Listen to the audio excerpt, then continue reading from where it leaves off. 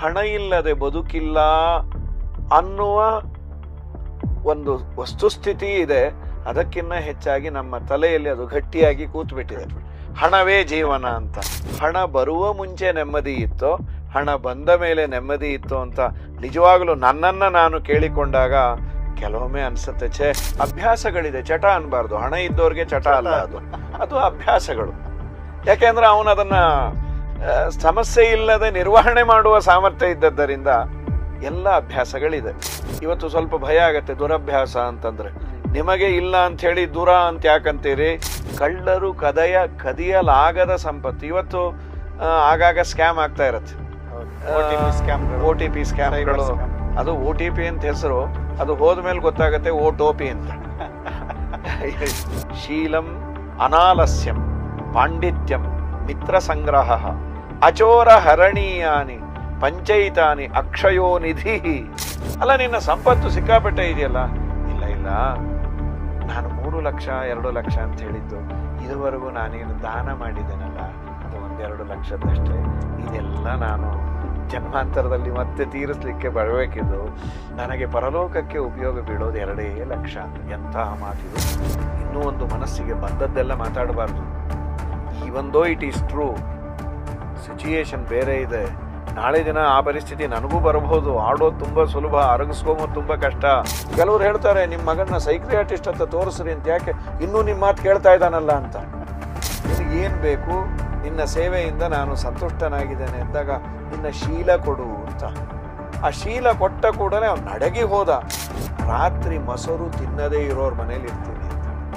ಮಜ್ಜಿಗೆಯನ್ನು ತಿನ್ನಿ, ನನಗೆ ಶ್ರೀಮಂತಿಕೆ ಇರಬಹುದು, ಮೊಸರು ತಿನ್ನಬೇಡಿ. ಲಕ್ಷ್ಮೀದೇವಿ ನಿಮ್ಮ ಮನೆಯಿಂದ ಹೋಗಿ ಬಿಡ್ತಾಳೆ.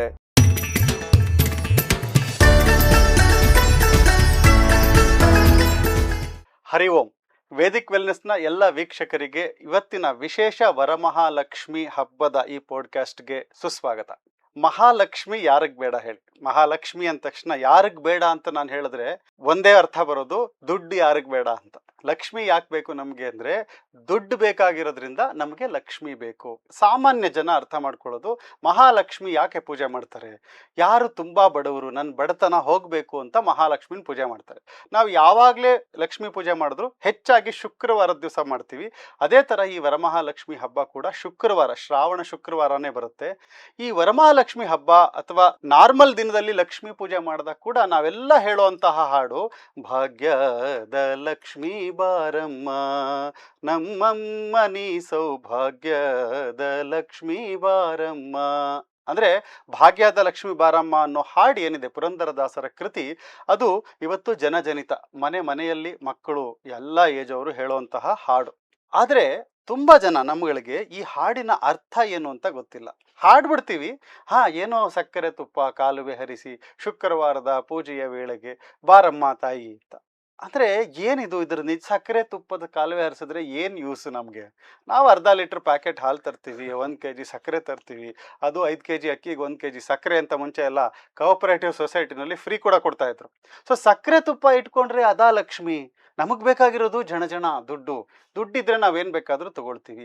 ಹಾಗಾಗಿ ಈ ಎಲ್ಲ ಹಾಡನ್ನ ನಾವು ಕೇಳಿದಾಗ ಈ ಮಹಾಲಕ್ಷ್ಮಿನ ಬಾರಮ್ಮ, ಸೌಭಾಗ್ಯದ ಲಕ್ಷ್ಮಿ ಬಾರಮ್ಮ, ನಮ್ಮನೆಗೆ ಬಾ, ಹೋಗ್ಲೇಬೇಡ, ಬಂದ್ರೆ ಇಲ್ಲೇ ಇದ್ಬಿಡು, ಪರ್ಮನೆಂಟ್ ಆಗಿ ಇದ್ಬಿಡು, ಇನ್ಕ್ರೀಸ್ ಮಾಡ್ತಾನೆ ಇರು ನಮ್ಮ ಸಂಪತ್ತನ್ನ ಅಂತ ಅಷ್ಟನ್ನೇ ನಾವು ಕೇಳ್ತೀವಿ. ಆದ್ರೆ ಇದರಲ್ಲಿ ಪುರಂದರದಾಸರು ಹೇಳಿರುವಂತಹ ನಿಜವಾದ ಸಂಪತ್ತು ಯಾವುದು? ಈ ವರಮಹಾಲಕ್ಷ್ಮಿ ಹಬ್ಬದ ಸಮಯದಲ್ಲಿ ಆ ಮಹಾಲಕ್ಷ್ಮಿನ ನಾವು ಪೂಜೆ ಮಾಡಿದಾಗ ನಮಗೆ ತಿಳ್ಕೊಳ್ಬೇಕಾಗಿರೋದು, ಆ ಸಂಪತ್ತು ಅಂದ್ರೆ ಯಾರು, ಈ ಸಂಪತ್ತಿನ ದೇವತೆ ಯಾಕೆ ಲಕ್ಷ್ಮಿ, ಮತ್ತೆ ಈ ಮಹಾಲಕ್ಷ್ಮಿಯನ್ನ ನಾವು ಏನ್ ಕೇಳ್ಕೊಳ್ಬೇಕು, ಪುರಂದರದಾಸರ ಹಾಡಿನಲ್ಲಿ ಏನ್ ಹೇಳಿದ್ದಾರೆ. ಇದನ್ನ ನಮಗೆ ಶಾಸ್ತ್ರೀಯವಾದ ಅರ್ಥವನ್ನ ನಮ್ಮ ದಿನದ ಅನುಸಂಧಾನಕ್ಕೆ ಆ ಮಹಾಲಕ್ಷ್ಮಿಯ ಕಟಾಕ್ಷ ನಮಗಾಗಬೇಕು ಅಂದ್ರೆ ಮೊದಲು ಮಹಾಲಕ್ಷ್ಮಿ ಯಾರು ಅಂತ ತಿಳ್ಕೋಬೇಕು. ಆ ಹಾಡಿನಲ್ಲಿ ಪುರಂದರದಾಸರು ಆ ಲಕ್ಷ್ಮಿ ತತ್ವವನ್ನು ಹೇಗೆ ವರ್ಣನೆ ಮಾಡಿದ್ದಾರೆ, ನಾವು ಆ ಮಹಾಲಕ್ಷ್ಮಿನ ಏನ್ ಕೇಳ್ಕೋಬೇಕು, ಈ ಎಲ್ಲ ವಿಷಯಗಳನ್ನ ತಿಳಿಸೋದಕ್ಕೆ ನಮ್ಮ ಜೊತೆ ವಿದ್ವಾಂಸರಿದ್ದಾರೆ. ಕಲ್ಲಾಪುರ್ ಪವಮಾನಾಚಾರ್ಯರು. ಆಚಾರ್ಯರೇ, ಸುಸ್ವಾಗತ ಇವತ್ತಿನ ಕಾರ್ಯಕ್ರಮಕ್ಕೆ. ತುಂಬಾ ಧನ್ಯವಾದಗಳು ತಮಗೂ ಹಾಗೂ ಈ ವೇದಿಕ್ ವೆಲ್ನೆಸ್ಸಿನ ಪಾಡ್ಕಾಸ್ಟಿನನ್ನು ನೋಡಿ ಆಸ್ವಾದಿಸಿ ಆನಂದ ಪಡುವ ಎಲ್ಲ ಸಜ್ಜನರಿಗೂ ಅಭಿನಂದನೆಗಳು. ಈಗ ನೀವು ಕೇಳಿದ್ರಿ ಭಾಗ್ಯದ ಲಕ್ಷ್ಮೀ ಬಾರಮ್ಮ ಅನ್ನುವ ಪುರಂದರದಾಸರ ಒಂದು ಕೃತಿ, ಪ್ರಾಯ ಜನಜನಿತವಾದಂತಹ ಕೃತಿ. ನೀವು ಹೇಳಿದಂತೆ ಹಣಕ್ಕೆ ಮಾತ್ರ ಸೀಮಿತ ಲಕ್ಷ್ಮೀದೇವಿ ಅನ್ನುವ ಅಭಿಪ್ರಾಯವೇ ನಮ್ಮ ತಲೆಯಲ್ಲಿದೆ. ಇದಕ್ಕಿಂತ ಮುಂಚೆ ಆಚಾರ್ಯ ಇನ್ನೊಂದು ವಿಷಯ ಹೇಳಬೇಕು. ತಾವು ನರಸಿಂಹ ಜಯಂತಿ ಸಮಯದಲ್ಲಿ ಹಿಂದಿನೇ ನಮಗೆ ಆ ನರಸಿಂಹದೇವರ ಬಗ್ಗೆ ಅದ್ಭುತವಾಗಿ ತಿಳಿಸ್ಕೊಟ್ಟಿದ್ರಿ. ಅದು ಅದೇ ಥರ ನರಸಿಂಹದೇವರ ಆದಮೇಲೆ ಅಂದರೆ ಸರ್ವೋತ್ತಮ ವಿಷ್ಣು ಅನ್ನೋದು ನಮ್ಮ ಮತ, ಆ ವೇದಗಳ ಸಾರ. ನಂತರ ವಿಷ್ಣುವಿನ ನಂತರ ಮಹಾಲಕ್ಷ್ಮಿ. ನೋಡಿ, ತಾವು ಮಹಾಲಕ್ಷ್ಮಿಯನ್ನ ತಿಳಿಸ್ಕೊಡೋದಕ್ಕೆ, ನಮಗೆ ಅರ್ಥ ಮಾಡಿಸೋದಕ್ಕೆ ತಾವು ಮತ್ತೆ ಬಂದಿದ್ದೀರಾ ಅನ್ನೋದು ನನಗೆ ಇನ್ನೂ ಹೆಚ್ಚಿನ ಒಂದು ಸಂತೋಷ ಕೊಟ್ಟಂತಹ ವಿಷಯ. ಲಕ್ಷ್ಮಿ ಅನ್ನುವ ಪದ, ಲಕ್ಷ್ಮೀದೇವಿಗೆ ಅನೇಕ ಹೆಸರುಗಳಿದ್ದಾವೆ. ಲಕ್ಷ್ಮಿ, ಶ್ರೀ. ಆ ಶಬ್ದ ಹೇಳಿದಂತೆ ನಮಗೆ ಲಕ್ಷ್ಮಿ ಅಂದ ಕೂಡಲೇ ಪ್ರಾಯ ತಲೆಯಲ್ಲಿ ಬರೋದು ಹಣವೋ, ಹಣದಿಂದ ಕೊಂಡುಕೊಳ್ಳಬಹುದಾದ ಪುನಃ ಹಣವನ್ನ ಮಾಡಿಕೊಡುವಂತಹ ಪದಾರ್ಥ ದ್ರವ್ಯಗಳು. ನಿಜವಾಗಲೂ ಲಕ್ಷ್ಮಿ ಅಂದ್ರೆ ಲಕ್ಷ್ಯತೆ ಅನಯ ಇತಿ ಲಕ್ಷ್ಮಿ. ಲಕ್ಷ್ಯ ಕೊಡೋದು ಅಂತಾರಲ್ಲ, ಗಮನ ಕೊಡೋದು. ಇಡೀ ಪ್ರಪಂಚವನ್ನ ತನ್ನ ಕುಡಿನೋಟದಿಂದ ಯಾರು ವಶದಲ್ಲಿ ಇಟ್ಕೊಳ್ತಾಳೋ ಅವಳು ಲಕ್ಷ್ಮಿ ಅಂತ. ಲಕ್ಷ್ಮಿ ಶಬ್ದದ ಅರ್ಥವೇ ಲಕ್ಷ್ಯತೆ ಅನಯ. ಶ್ರೀಮದಾಚಾರ್ಯರು ಬಹಳ ಸುಂದರವಾಗಿ ಲಕ್ಷ್ಮೀದೇವಿಯನ್ನ ನಮಗೆ ಪರಿಚಯ ಮಾಡಿಕೊಟ್ಟಿದ್ದಾರೆ. ದ್ವಾದಶ ಸ್ತೋತ್ರದಲ್ಲಿ ಬಹಳ ದೊಡ್ಡ ಮಹತ್ವ ಇರುವವರನ್ನೆಲ್ಲ ಹೇಳಿ, ಇವರಿಗೆ ಈ ತಾಕತ್ತು ಬಂದದ್ದು ಆ ಜಗದಂಬೆಯಿಂದ, ಅವಳನ್ನು ತನ್ನ ವಶದಲ್ಲಿ ಇಟ್ಟುಕೊಂಡಿರುವಂತಹ ನಿಜವಾದ ಸಿಂಹ ನಮ್ಮ ನರಸಿಂಹ ಭಗವಂತ ಅಂತ. 7ನೇ ಅಧ್ಯಾಯ ದ್ವಾದಶ ಸ್ತೋತ್ರದಲ್ಲಿ ಆ ಮಾತಿದೆ. ಒಂದು ಪದ್ಯವನ್ನ ಹೇಳಿ ಲಕ್ಷ್ಮಿ ಅಂತ ಹೇಳಿದ್ದಕ್ಕೆ ನಿಮಗೆ ವಿವರಣೆ ರೂಪದಲ್ಲಿ ಹೇಳ್ತೇನೆ. ಬ್ರಹ್ಮೇಶ ಶಕ್ರ ರವಿ ಧರ್ಮ ಶಶಾಂಕ ಪೂರ್ವ ಗೀರ್ವಾಣ ಸಂತತಿರಿಯಂ ಯದಪಾಂಗಲೇಶಂ ಆಶ್ರಿತ್ಯ. ಆಚಾರ್ಯರಂದದ್ದು ಬ್ರಹ್ಮೇಶ, ಬ್ರಹ್ಮ, ಈಶ, ಶಕ್ರ, ರವಿ ಅಂದ್ರೆ ಸೂರ್ಯ, ಯಮಧರ್ಮರಾಜ, ಎಕ್ಸೆಟ್ರಾ ಎಕ್ಸೆಟ್ರಾ ಎಲ್ಲರೂ. ಬ್ರಹ್ಮದೇವರು ಅಂತ ಆರಂಭ ಆಗಿಬಿಡ್ತು ಅಂದ್ರೆ ಇನ್ನೆಲ್ಲರೂ ಇವಳ ಅನುಗ್ರಹಕ್ಕೆ, ಇವಳ ಕೃಪಾ ಕಟಾಕ್ಷಣೆಯ ವೀಕ್ಷಣೆಗೆ ಪಾತ್ರರಾದರೇನೆ ಯದಪಾಂಗಲೇಶಮಾಶ್ರಿತ್ಯ, ಇವಳ ಕುಡಿನೋಟವನ್ನ ಆಶ್ರಯಿಸಿಕೊಂಡು ತಮ್ಮ ತಮ್ಮ ಕಾರ್ಯವನ್ನ ನಿರ್ವಹಣೆ ಮಾಡ್ತಾರೆ. ಅದರಲ್ಲಿ ಫೈಲ್ಯೂರ್ಸ್ ಏನೂ ಇಲ್ಲದೆ ಇರೋದಕ್ಕೆ ಕಾರಣ ಲಕ್ಷ್ಮೀ ಕೃಪಾ ಕಟಾಕ್ಷ. ಅದಕ್ಕೆ ಅವಳಿಗೆ ಲಕ್ಷ್ಮಿ ಅಂತ ಕರೆದದ್ದು. ಇಂತಹ ಲಕ್ಷ್ಮಿಯನ್ನು ತನ್ನ ವಶದಲ್ಲಿ ಇಟ್ಟುಕೊಂಡದ್ದರಿಂದ ದೇವರಿಗೆ ಅಜಿತಂ ನಮಾಮಿ, ಅವನು ನಿಜವಾದ ಅಜಿತ ಅಂತ. ಪ್ರಕೃತದಲ್ಲಿ ಲಕ್ಷ್ಮಿ ಅನ್ನುವ ಶಬ್ದದ ಹೆಸರೇ ಎಲ್ಲರನ್ನ ನೋಡುವ ತಾಯಿ, ಜಗದಂಬೆ, ನೋಡಿಕೊಳ್ಳುವವಳು. ಶ್ರೀ ಅಂದ್ರು ಲಕ್ಷ್ಮಿ, ಶ್ರಯಂತಿ, ಆಶ್ರಯಂತಿ. ಇವಳನ್ನ ಆಶ್ರಯಿಸಿಕೊಂಡು ಎಲ್ಲರೂ ಇದ್ದಾರೆ, ಬ್ರಹ್ಮಾದಿಗಳು. ಆದ್ದರಿಂದ ಇವಳು ಶ್ರೀ. ಇವತ್ತು ನಮಗೆ ಲಕ್ಷ್ಮಿ ಅಂದ ಕೂಡಲೇ ಯಾಕೆ ತಲೆಯಲ್ಲಿ ಹಣ ಬರುತ್ತೆ ಅಂದ್ರೆ, ಹಣ ಇಲ್ಲದೆ ಬದುಕಿಲ್ಲ ಅನ್ನುವ ಒಂದು ವಸ್ತುಸ್ಥಿತಿ ಇದೆ. ಅದಕ್ಕಿಂತ ಹೆಚ್ಚಾಗಿ ನಮ್ಮ ತಲೆಯಲ್ಲಿ ಅದು ಗಟ್ಟಿಯಾಗಿ ಕೂತ್ಬಿಟ್ಟಿದೆ, ಹಣವೇ ಜೀವನ ಅಂತ. ಪ್ರಾಯ ಹಣ ಜೀವನ ಹೌದು. ಸ್ವಲ್ಪ ನಾವು ವಿಚಾರ ಮಾಡಿದ್ರೆ ಹಣ ಬರುವ ಮುಂಚೆ ನೆಮ್ಮದಿ ಇತ್ತೋ, ಹಣ ಬಂದ ಮೇಲೆ ನೆಮ್ಮದಿ ಇತ್ತು ಅಂತ ನಿಜವಾಗ್ಲೂ ನನ್ನನ್ನ ನಾನು ಕೇಳಿಕೊಂಡಾಗ ಕೆಲವೊಮ್ಮೆ ಅನ್ಸುತ್ತೆ, ಛೇ, ಈ ಹಣ ಬರುವ ಮುಂಚೆ ಬಡತನ ಇದ್ದಾಗ ನಗು ಇತ್ತು, ಸಂತೋಷ ಇತ್ತು, ಒಬ್ಬನ ಹತ್ತಿರ ಇನ್ನೊಬ್ಬ ಮನಬಿಚ್ಚಿ ಮಾತಾಡುವಂತಹ ಸ್ಥಿತಿ ಇತ್ತು. ಇವತ್ತು ಅದಿಲ್ವೇ ಅನ್ನುವಂತಹ ಸ್ಥಿತಿ ಪ್ರತಿಯೊಬ್ಬನಿಗೂ ಕಾಡ್ತಾ ಇದೆ. ಏನಾಗಿದೆ ಅಂದ್ರೆ ಹೇಳ್ಕೊಳ್ಳೋ ಹಾಗಿಲ್ಲ, ಬಿಡೋ ಹಾಗಿಲ್ಲ. ಕಳ್ಳಂಗೆ ಚೇಳು ಕುಟುಕದಾಗೆ, ಕಿರುಚಿದ್ರೆ ಸಿಕ್ಕಾಕೊಳ್ತಾನೆ, ಕಿರುಚದೆ ಇದ್ರೆ ನೋವು. ಈ ಪರಿಸ್ಥಿತಿಯಲ್ಲಿ ನಾವಿದ್ದೇವೆ ಅಂತ. ಹಾಗಾಗಿ ಲಕ್ಷ್ಮಿ ಅನ್ನೋ ತತ್ವ ಅದು ಪರಮಾತ್ಮನ ನಂತರದಲ್ಲಿ ಪರಮಾತ್ಮನ ಸೇವೆಗಾಗಿ ಇರುವಂತಹ ನಿತ್ಯ ಮುಕ್ತಳು, ನಿರ್ವಿಕಾರಳು, ಕೂಟಸ್ಥಳು ಅಂತ ಕರೀತಾರೆ. ಕೂಟಸ್ಥ ಅಂದ್ರೆ ಕೂಟವತೆ, ಆಕಾಶದಂತೆ ವಿಕಾರ ಇಲ್ಲದೆ ಇರುವವಳು ಮಹಾಲಕ್ಷ್ಮಿ. ಪ್ರಕೃತದಲ್ಲಿ ಪುರಂದರದಾಸರ ನೀವು ಕೃತಿಯನ್ನ ಉಲ್ಲೇಖ ಮಾಡಿದ್ರಿ. ಭಾಗ್ಯದ ಲಕ್ಷ್ಮೀ ಬಾರಮ್ಮ, ನಮ್ಮಮ್ಮ ನೀ ಸೌಭಾಗ್ಯದ ಲಕ್ಷ್ಮೀ ಬಾರಮ್ಮ. ಭಾಗ್ಯದ ಲಕ್ಷ್ಮೀ ಬಾರಮ್ಮ ಅಂತ ಹೇಳಿದ್ರು ದಾಸರಿಗೆ. ಅವ್ರಿಗೆ ಇನ್ನೊಂಚೂರು ವಿಶೇಷಣವನ್ನ ಕೊಡಬೇಕು. ತಮಗೆ ಸ್ವಾಗತ, ಅವರು ಬಂದ ಕೂಡಲೇ ಸುಸ್ವಾಗತ ಅಂದ್ವಿ. ಇದೇನಿದು ಸೌಭಾಗ್ಯದ ಲಕ್ಷ್ಮೀ ಬಾರಮ್ಮ? ಸುಭಗ ಅಂದ್ರೆ ಒಳ್ಳೆ ಸಂಪತ್ತು. ನಮ್ಮಲ್ಲಿ ಸಂಪತ್ತು ಅಂದ್ರೆ ಕೇವಲ ಹಣ ಅಲ್ಲ. ಪ್ರಾಯ ಗುಣಕ್ಕೆ ಬೆಲೆ ಕೊಡುವ ಕಾಲದಲ್ಲಿ ಹಣ ಅದು ಏನೂ ಅಲ್ಲ ಅಂತಾಗಿತ್ತು.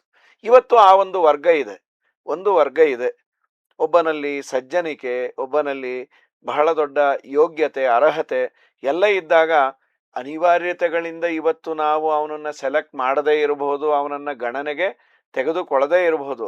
ಆದರೆ ನಿಜವಾಗ್ಲೂ ನಾವು ಎಕ್ಸ್ಪೆಕ್ಟ್ ಮಾಡೋದು, ನೀವೇ ಹೇಳಿ, ಒಂದು ತಾರುಣ್ಯಕ್ಕೆ ಬಂದ ಒಂದು ಹೆಣ್ಣು ನಮ್ಮ ಮನೆಯಲ್ಲಿದೆ, ಮದುವೆ ಮಾಡಿ ಕೊಡಬೇಕು. ಇಬ್ಬರು ಹುಡುಗರು ಬಂದಿದ್ದಾರೆ. ಒಬ್ಬನಿಗೆ ಆಗರ್ಭ ಶ್ರೀಮಂತ, ತನ್ನ ತಂದೆ ಮಾಡಿಟ್ಟ ಬೇಕಾದಷ್ಟು ಹಣ ಇದೆ, ಸ್ವಲ್ಪ ಓದಿನಲ್ಲಿ ಹಿಂದೆ ಇದ್ದಾನೆ. ಆದರೂ ಅಪ್ಪ ಅವನಿಗೆ ಎಲ್ಲ ಸರ್ಟಿಫಿಕೇಟ್ಸ್ ಅನ್ನ ತೆಗೆಸಿಕೊಟ್ಟಿದ್ದಾನೆ. ಅವನು ಎಲ್ಲೂ ಕೆಲಸಕ್ಕೆ ಹೋಗೋದೇನು ಬೇಕಾಗಿಲ್ಲ, ಅಷ್ಟು ಹಣ ಎಲ್ಲ ಇದೆ. ಇದರ ಜೊತೆಯಲ್ಲಿ ಹಣ ಇದ್ದದ್ದರಿಂದ ಅವನಿಗೆ ಎಲ್ಲ ತರಹದ ಅಭ್ಯಾಸಗಳಿದೆ. ಚಟ ಅನ್ಬಾರ್ದು, ಹಣ ಇದ್ದವ್ರಿಗೆ ಚಟ ಅಲ್ಲ ಅದು, ಅದು ಅಭ್ಯಾಸಗಳು. ಯಾಕೆಂದ್ರೆ ಅವನು ಅದನ್ನ ಸಮಸ್ಯೆ ಇಲ್ಲದೆ ನಿರ್ವಹಣೆ ಮಾಡುವ ಸಾಮರ್ಥ್ಯ ಇದ್ದದ್ದರಿಂದ ಎಲ್ಲ ಅಭ್ಯಾಸಗಳಿದೆ. ಮತ್ತೊಬ್ಬ ಹುಡುಗ ಬಂದಿದ್ದಾನೆ, ಅವನು ಆಗರ್ಭ ಶ್ರೀಮಂತ ಅಲ್ಲ, ಚೆನ್ನಾಗಿ ಅಧ್ಯಯನ ಮಾಡಿ ಒಳ್ಳೆಯ ಕೆಲಸ ಕಾರ್ಯದಲ್ಲಿ ಇದ್ದಾನೆ. ಪ್ರಾಯ ಅವನಿಗೆ ಈ ಅಭ್ಯಾಸಗಳು ಯಾವುದೂ ಇಲ್ಲ. ಇವತ್ತು ಸ್ವಲ್ಪ ಭಯ ಆಗತ್ತೆ ದುರಭ್ಯಾಸ ಅಂತಂದ್ರೆ. ನಿಮಗೆ ಇಲ್ಲ ಅಂತ ಹೇಳಿ ದುರ ಅಂತ ಯಾಕಂತೀರಿ?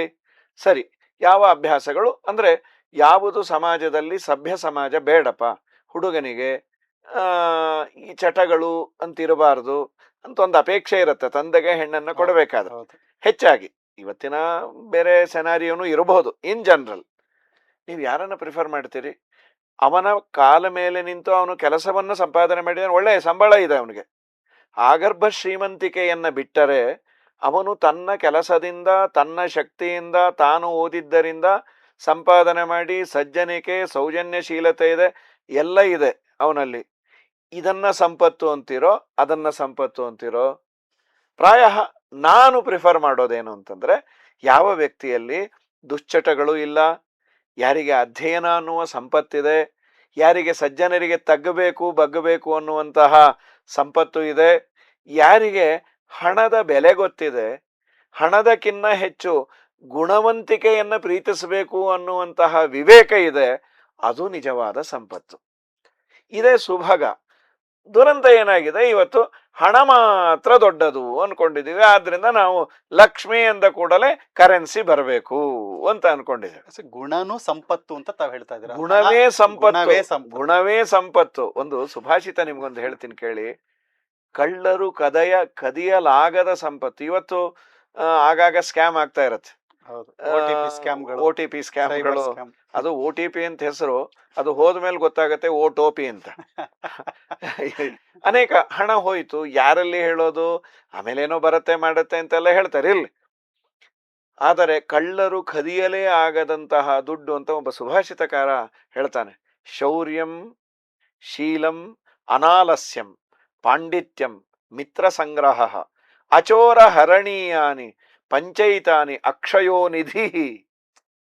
ಅಕ್ಷಯ ನಿಧಿ ಯಾವುದು? ಶೀಲಂ. ಮೊದಲನೇದು ಶೀಲ, ಕ್ಯಾರೆಕ್ಟರ್. ಶೀಲ ಅನ್ನೋದಕ್ಕೆ ಲಕ್ಷ್ಮೀದೇವಿಯೇ ಇಂದ್ರದೇವರಿಗೆ ಹೇಳಿದ ಒಂದು ಅದ್ಭುತವಾದ ಉಪದೇಶ ಮಹಾಭಾರತದ ಶಾಂತಿ ಪರ್ವದಲ್ಲಿದೆ. ಶೀಲ ಅಂದ್ರೆ ಏನು ಅಂತ. ಇನ್ ಜನರಲ್ ಶೀಲ ಅಂದ್ರೆ ನಾವು ಕ್ಯಾರೆಕ್ಟರ್ ಅಂತೀವಿ. ಏನು, what is the meaning of character? ತುಂಬಾ ಚೆನ್ನಾಗಿದೆ. ಅದನ್ನ ಪ್ರಾಸಂಗಿಕವಾಗಿ ಒಂದೆರಡನ್ನು ಉಲ್ಲೇಖ ಮಾಡ್ತೇನೆ. ಶೀಲ, ಶೌರ್ಯ, ಒಳ್ಳೆ ಪರಾಕ್ರಮ ಇದೆ. ಅನಾಲಸ್ಯಂ, ಯಾರಲ್ಲಿ ಆಲಸ್ಯ ಇಲ್ಲ, ಸದಾ ಚೀರ್ಫುಲ್ ಆಗಿರ್ತಾನೆ. I am ready to do anything. Anything ಅಂದ್ರೆ ಹೇಳಿದ್ದನ್ನ ನಾನು ಮಾಡ್ತೀನಿ. ನನಗೆ ಯಾಕೆ ಹೇಳ್ತೀರಿ, ಅವನಿಗೆ ಹೇಳಬಾರ್ದ, ನಾನೇ ಎಲ್ಲ ಕಾಣಿಸ್ತೀನ? ಯಂಗ್ ಅಂಡ್ ಎನರ್ಜೆಟಿಕ್ ಇದ್ದಾಗ ಅವನು ಬೆಟ್ಟವನ್ನ ಕಡದು ಅರಗಿಸಿಕೊಳ್ತೇನೆ ಅನ್ನುವಂತಹ ಕರೇಜ್ ಇರಬೇಕು. Then only you can encourage him, you can engage him at the age of young. ಇಲ್ಲ ಅಂದ್ರೆ ಕರೇಜ್ ಇದ್ರೆ ಎನ್ಕರೇಜ್ ಎನ್ಕರೇಜ್ ಮಾಡ್ಲಿಕ್ಕೆ ಆಗಲ್ಲ.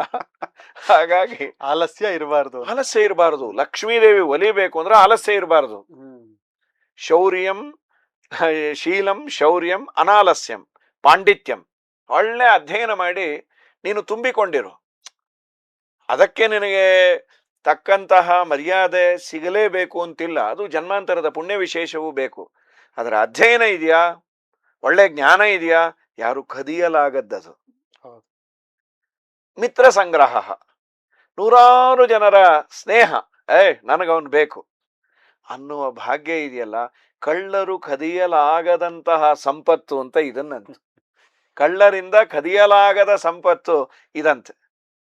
ಹೀಗಾಗಿ ಭಾಗ್ಯದ ಲಕ್ಷ್ಮೀ ಬಾರಮ್ಮ ಅಂತ ಪುರಂದರದಾಸರು ಲಕ್ಷ್ಮೀದೇವಿಯನ್ನ ಕರೀತಾ, ನಮ್ಮಮ್ಮ ನೀನು ಭಾಗ್ಯವನ್ನ ಕೊಡುವ ರೂಪದಿಂದ ಬಾ ಅಂತ. ಅದರಲ್ಲಿ ಲಕ್ಷ್ಮಿಯ ರೂಪದಲ್ಲೂ ಕೆಲವೊಂದಿದೆ, ಒಂದೆರಡು ಮಾತು ಹೇಳ್ತಾರೆ ಭಾಗವತ ವ್ಯಾಖ್ಯಾನವನ್ನು ಮಾಡಬೇಕಾದ್ರೆ.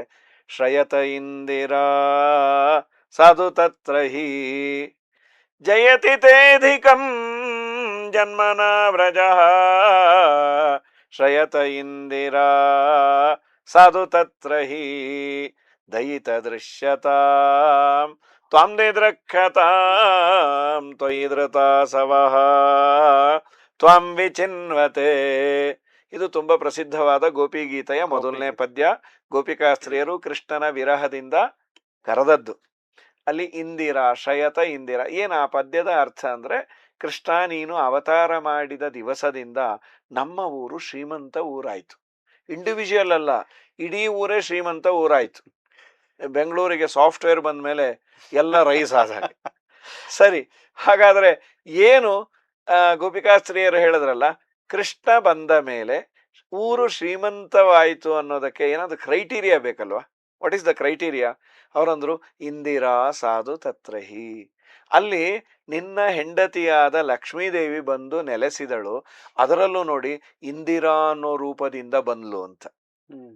ಇಂದಿರಾ ಅಂತ ಯಾಕೆ ಅಂದ್ರೆ ಇದಿ ಪರಮೈಶ್ವರ್ಯ ಅಂತ ವರ್ಬದು.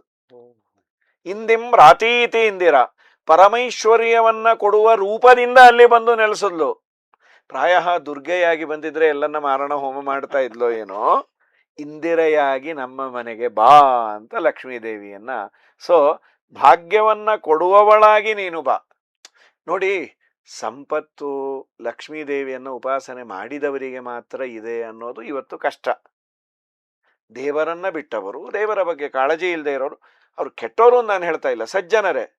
ಒಂಥರ ನನಗೆ ದೇವರು ಇವರು ಅದೆಲ್ಲ ಅಲರ್ಜಿ ಅಪ್ಪ, ನನ್ನ ಕೆಲಸವನ್ನ ನಾನು ಮಾಡ್ಕೊಂಡು ಹೋಗ್ತಾ ಇದ್ದೇನೆ, ಅವರು ಬೇಕಾದ್ರೆ ಅವರು ಮಾಡಿದ್ದಾರೆ ಅನ್ನೋದಕ್ಕಿಂತ ಅವರೇ ಮಾಡಿದ್ದಾರೆ ಸರ್ ಜಾಸ್ತಿ ಹೇಳಬೇಕು ಅಂದ್ರೆ. ಹಾಗಾದರೆ ಸಂಪತ್ತಿಗೂ ಲಕ್ಷ್ಮಿಗೂ ನೀವೇನೋ ಕತೆ ಹೇಳ್ಕೊಂಡು ಹೋಗ್ತಾ ಇದ್ದೀರಿ, ನೀವು ಆಚಾರು ನಿಮ್ಮ ಹಿರಿಯರೆಲ್ಲ ಹೇಳಿದ್ದಾರೆ.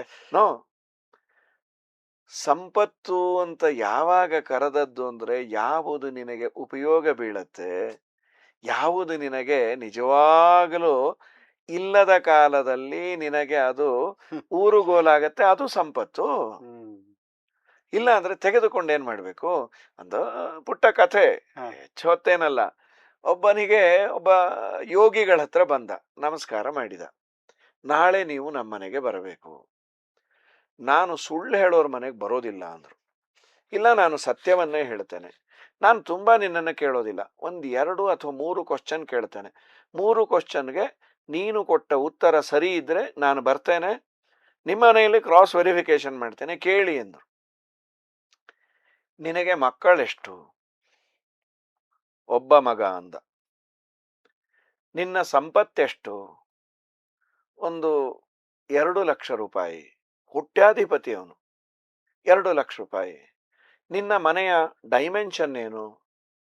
ತುಂಬಾ ದೊಡ್ಡದೇನಲ್ಲ, ಒಂದು 6 ಅಡಿ ಬೈ 8 ಅಡಿ, ಸಣ್ಣ ರೂಮು. ಸರಿ, ನಾನು ನಾಳೆ ಬರ್ತೇನೆ. ಅವನು ವ್ಯವಸ್ಥೆಯನ್ನ ಮಾಡಿದ್ದ, ಮನೆ ಮುಂದೆ ಬಂದ್ರು, ಅರಮನೆ ಮೊದಲನೇ ಇದೆ. ಅವ್ರಿಗೆ ಬೇಸರ ಆಯ್ತು. ನೀನು ಹೇಳಿದ್ದು ನೋಡಿದ್ರೆ ರೂಮು, ನಾವು ಹುಡುಕಿದ್ರೆ ಈ ಏರಿಯಾದಲ್ಲ ರೂಮೇ ಇಲ್ಲ, ಇದೇನಿದು? ತಾವು ಒಳಗೆ ಬನ್ನಿ, ನಾನು ಹೇಳಿದ್ದೆಲ್ಲ ತಮಗೆ ಅರ್ಥ ಆಗತ್ತೆ. 4 ಜನ ಬಂದು ನಮಸ್ಕಾರ ಮಾಡಿದ್ರು. ಅವರನ್ನ ಕೇಳಿದ್ರು, ನೀವೆಲ್ಲ ಯಾರು? ಇವ್ರು ನಮ್ಮ ತಂದೆ, ನಾವು 4 ಜನ ಮಕ್ಕಳು. ಅದೊಂದು ದೊಡ್ಡ ಸುಳ್ಳು. ಮತ್ತೆ ನಿಮ್ಮ ಅಪ್ಪ ಸಂಪಾದನೆ ಇಲ್ಲ? ಇವೆಲ್ಲ ಅವ್ರದೇ ಸಂಪತ್ತೆಲ್ಲ.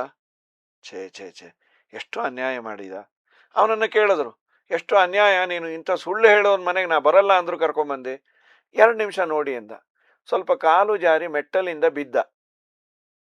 4 ಜನ ಮಕ್ಕಳು ಮೇಲೆ ನಿಂತಿದ್ರು. ಒಬ್ಬ ಓಡಿ ಬಂದು ಅಪ್ಪನನ್ನ ಎತ್ತಿ, ಅಪ್ಪ ನಾನು ಮಾಡ್ತಾ ಇದ್ದೆ, ನನಗೆ ಹೇಳಬಾರ್ದ ಕೆಲಸ? ಯಾಕೆ ಗಡಿಬಿಡಿ ಮಾಡ್ಕೊಳ್ತೀರಿ? ವಯಸ್ಸಾಗಿದೆ, ಕೂಡಿ ಅಂತ ಕೂಡಿಸ್ದ. ಇನ್ನು 3 ಜನ ಅಂದ್ರು, ವಯಸ್ಸಾದ್ಮೇಲೆ ಯಾಕೆ ಹತ್ತಬೇಕು ಇಳಿಬೇಕು, ಬುದ್ಧಿ ಇಲ್ಲ ಜ್ಞಾನ ಇಲ್ಲ, ನಾವು ನೋಡಿ ಅದಕ್ಕೆ ಹತ್ತೋದಿಲ್ಲ ಇಳಿಯೋದಿಲ್ಲ ಅಂಥೇಳಿ ಅಲ್ಲೇ ಅವನನ್ನ ಬೈತಾ ಕೂತರು. ಅವನಂದ, ಸ್ವಾಮಿ ನೋಡಿದ್ರ ಈ ಇನ್ಸಿಡೆಂಟ್ ಅನ್ನ? ಸರಿ, ಇವೆಲ್ಲ ಸಂಪತ್ತು ನಿನ್ನದು ಅಂದ್ರೆ ನಿನ್ನ ಅಭಿಪ್ರಾಯ ಏನು? ನನಗೆ ಆಪತ್ತು ಅನುವು ಅಂದಾಗ ಬರುವವನು ಒಬ್ಬನೇ. ಇದು ಇವರೆಲ್ಲ ಋಣ ನಾನು ಅವ್ರದ್ದು ತಿಂದಿದ್ದೆ, ನನ್ನ ಮನೆಯಲ್ಲಿ ಹುಟ್ಟಿದ್ದಾರೆ, ತೀರಿಸ್ತಾ ಇದ್ದೇನೆ, ಆದ್ರಿಂದ ನನಗೊಬ್ಬನೇ ಮಗ. ಅಲ್ಲ ನಿನ್ನ ಸಂಪತ್ತು ಸಿಕ್ಕಾಪಟ್ಟೆ ಇದೆಯಲ್ಲ. ಇಲ್ಲ ಇಲ್ಲ, ನಾನು 3 ಲಕ್ಷ 2 ಲಕ್ಷ ಅಂತ ಹೇಳಿದ್ದು, ಇದುವರೆಗೂ ನಾನೇನು ದಾನ ಮಾಡಿದ್ದೇನಲ್ಲ ಅದು 1-2 ಲಕ್ಷದ್ದಷ್ಟೇ. ಇದೆಲ್ಲ ನಾನು ಜನ್ಮಾಂತರದಲ್ಲಿ ಮತ್ತೆ ತೀರಿಸ್ಲಿಕ್ಕೆ ಬರಬೇಕಿದ್ದು, ನನಗೆ ಪರಲೋಕಕ್ಕೆ ಉಪಯೋಗ ಬೀಳೋದು 2 ಲಕ್ಷ ಅಂತ. ಎಂತಹ ಮಾತಿದು, ನಮಗೆಲ್ಲ ದೊಡ್ಡ alarm. What you have done? ನಾಳೆ ದಿನ ಯಮಧರ್ಮರಾಜ ಕೇಳ್ತಾನೆ, ಏನು ತಂದಿ? ಏನು ನಾನು ತಂದಿಲ್ಲ ಅಂತ ಕೈ ಅಲ್ಲಾಡಿಸ್ತೇವಲ್ಲ. ಏನು ಬರುವುದೋ ಸಂಗಡ, ಏನು ಬರುವುದೋ. ನಾನು ಸಂಪತ್ತು ಅಂತ ಏನು ಮಾಡಿದೆ, ಯಾವುದೂ ನನಗೆ ಬರಲಿಲ್ಲ ನನ್ನ ಹಿಂದೆ. ಇನ್ನ ನನ್ನ ಈ ಒಂದು ಮನೆ ಇಷ್ಟು ದೊಡ್ಡದಿದ್ರು 6x4 ಅಂದೆಲ್ಲ, ನಿಜವಾಗ್ಲೂ ನನಗೆ ಬೇಕಾಗಿರೋದು ಒಂದು 3 ಅಡಿ 6 ಅಡಿ ಮಂಚ ಅಷ್ಟೇ. ಇಷ್ಟೆಲ್ಲ ದೊಡ್ಡದಿದ್ರು ನಾನು ಅನುಭವಿಸ್ಲಿಕ್ಕೆ ಆಗ್ತಾ ಇಲ್ಲ. ಯಾಕೆಂದ್ರೆ ನನ್ನ ಮಕ್ಕಳು ಹೇಳ್ತಾರೆ, ಆ ರೂಮ್ ಬಿಟ್ಟು ಬರಬೇಡ ನೀನು ಅಂತ.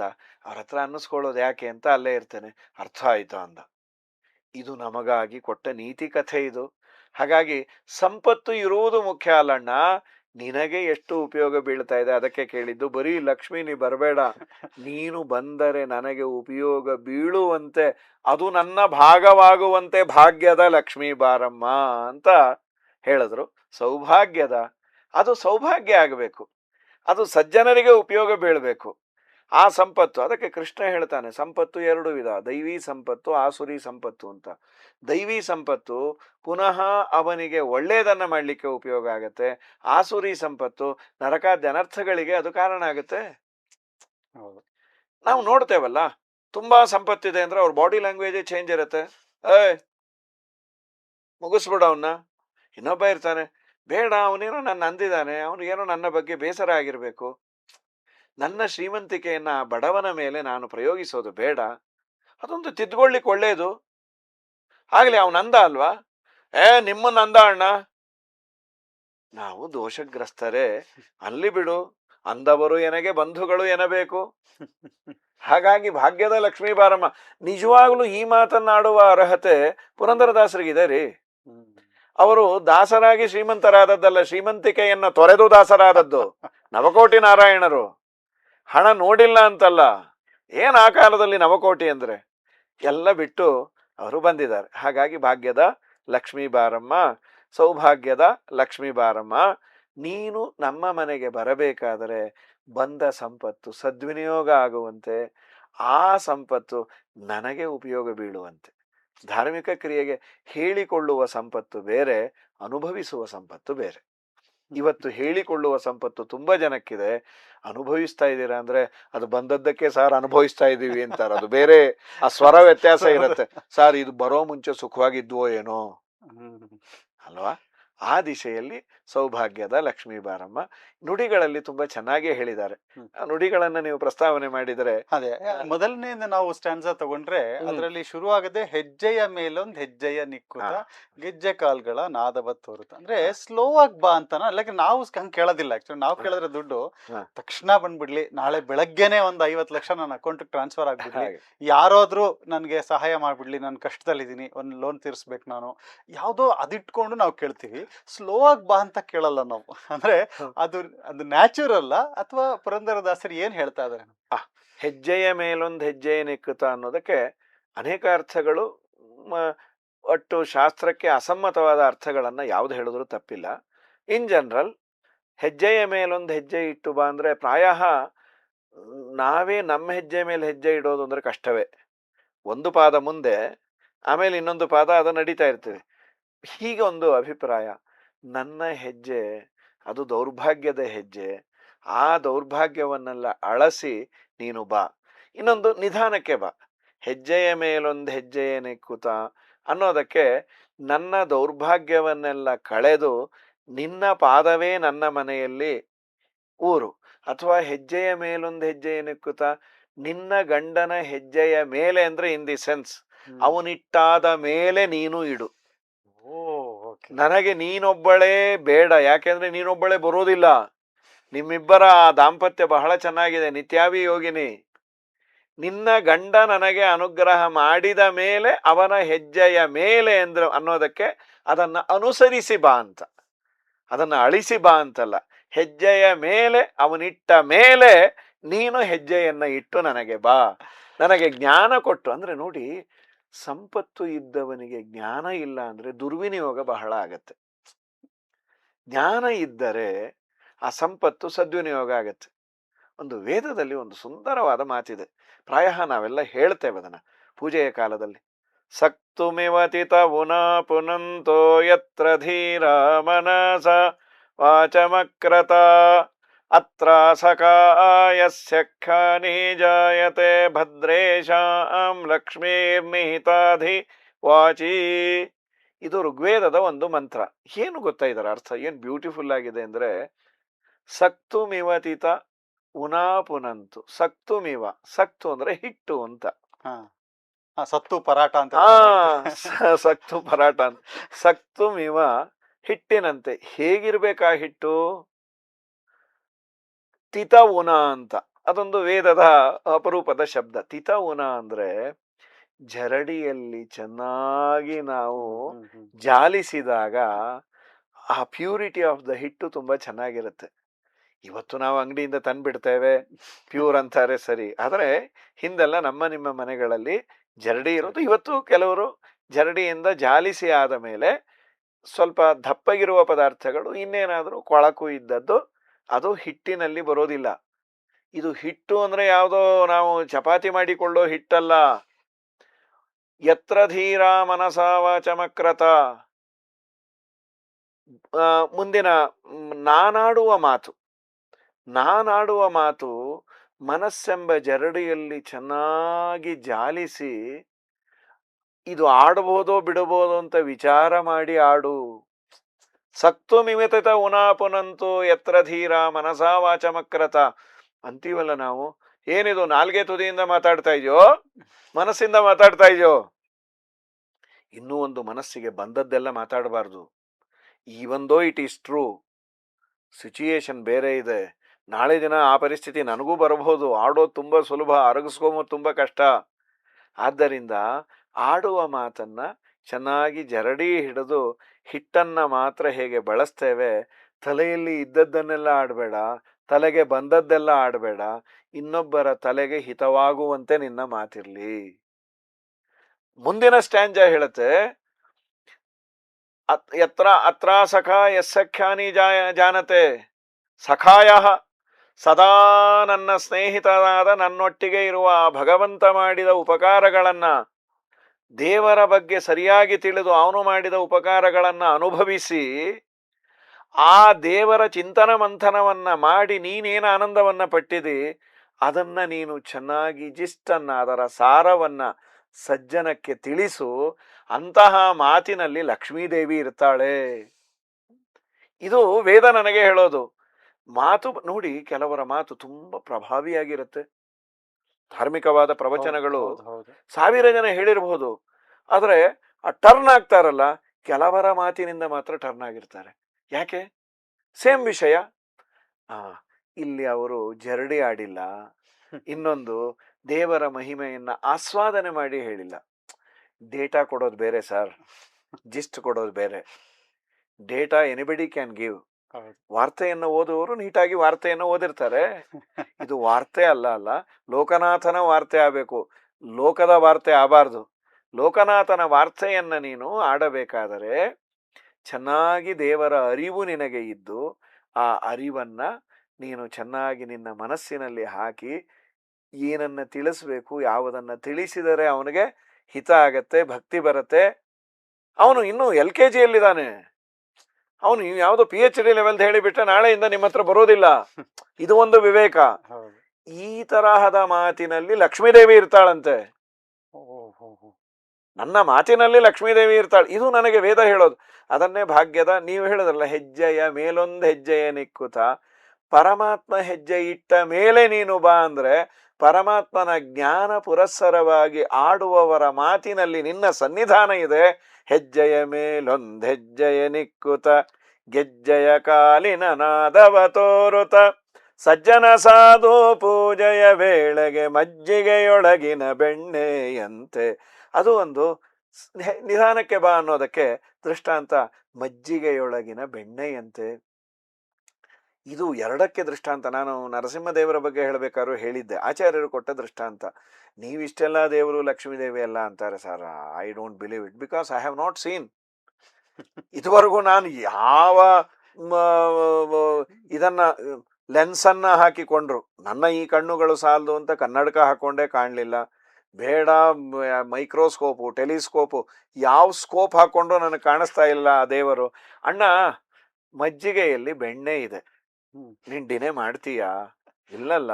ಮಸೀನಿನಲ್ಲಿ ಬೆಣ್ಣೆ ಇದೆ. ಅದು ಬೆಣ್ಣೆ ಬರಬೇಕಾದ್ರೆ ಏನ್ ಮಾಡ್ಬೇಕು? ಚೆನ್ನಾಗಿ ನೀನ್ ಮಥನ ಮಾಡ್ಬೇಕಲ್ವಾ? You can't deny it. ಇದೆ. ಯಾಕೆ ಅದು ಬಂದಿಲ್ಲ? ಅದು ಬರಬೇಕಾದ ಪ್ರೋಸೆಸ್ ಅನ್ನ ನಾನು ತಿಳ್ಕೊಂಡಿಲ್ಲ, ಮಾಡಿಲ್ಲ. ಹಾಗಾದ್ರೆ ದೇವರಿದ್ದಾನೆ.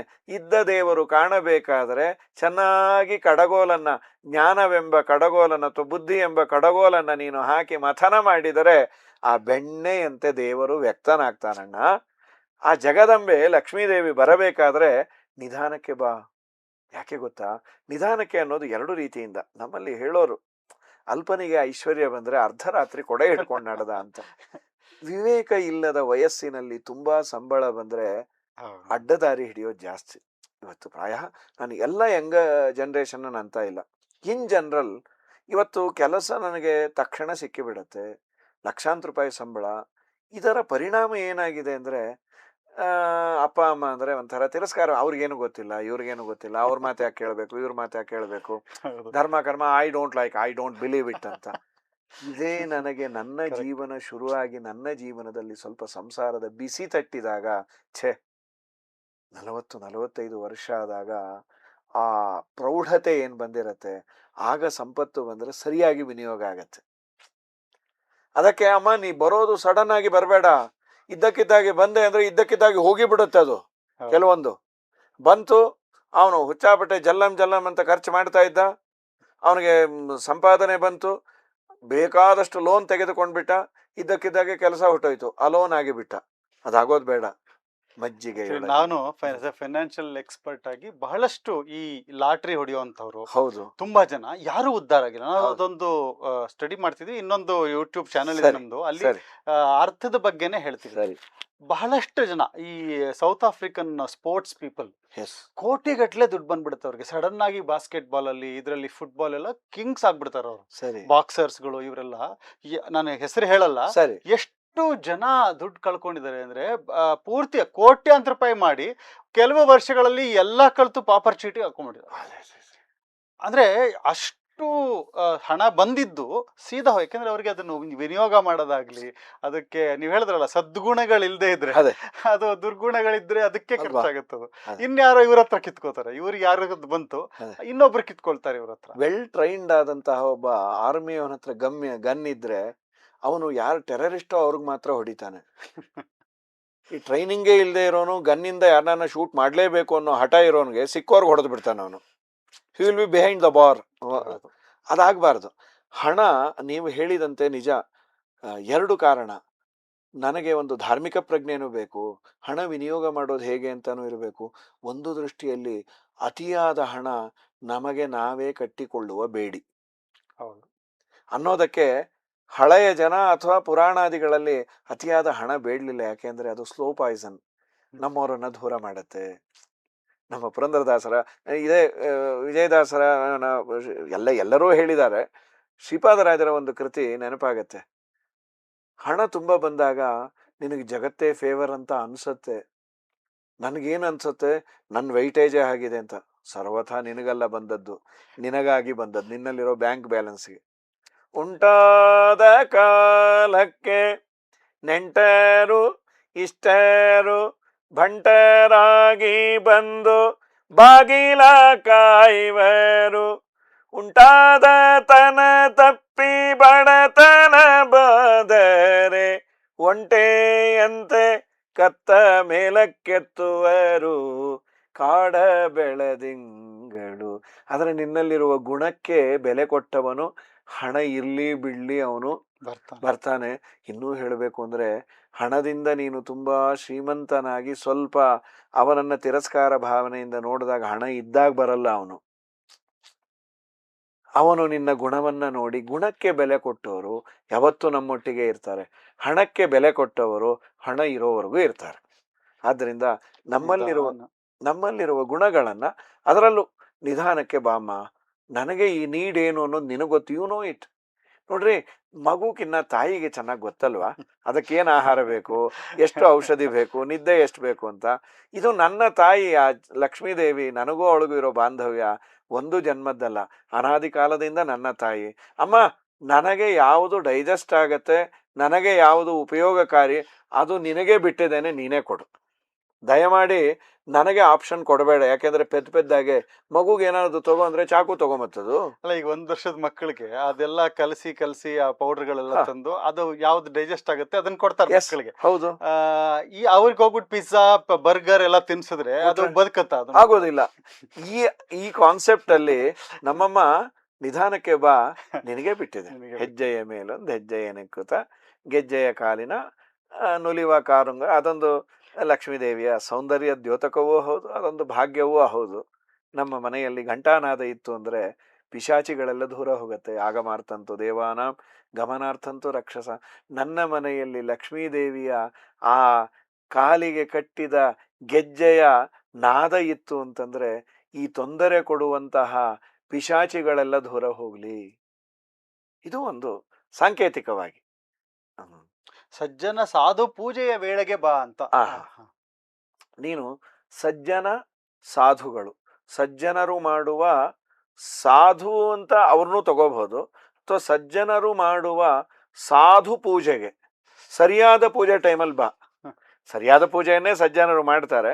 ಅವರು ಪೂಜೆಯನ್ನ ಮಾಡುವ ಸಂದರ್ಭದಲ್ಲಿ, ಪೂಜೆ ಅಂತಂದ್ರೆ ನಾವೇನು ಅನ್ಕೊಂಡಿದ್ದೇವೆ, ದೇವರ ಮನೆಯಲ್ಲಿ ಕುಳಿತಾಗ ಮಾತ್ರ ಅದೊಂದು ಪೂಜೆ ಅಂತ. ಅಫ್ಕೋರ್ಸ್ ಆಗ ವಿಶೇಷವಾಗಿ ಸನ್ನಿಹಿತಳಾಗುವಂತ. ಹಾಗಾದ್ರೆ 1 hour ಮಾತ್ರ ನಮ್ಮ ಮನೇಲಿದ್ದು ಆಮೇಲೆ ನಿನ್ ಡ್ಯೂಟಿ ಬೇರೆ ಕಡೆ ಹೋಗುವಂತನಾ? ಅಲ್ಲ, ಸಜ್ಜನರ ಇಡೀ ಜೀವನವೇ ಒಂದು ಪೂಜೆ.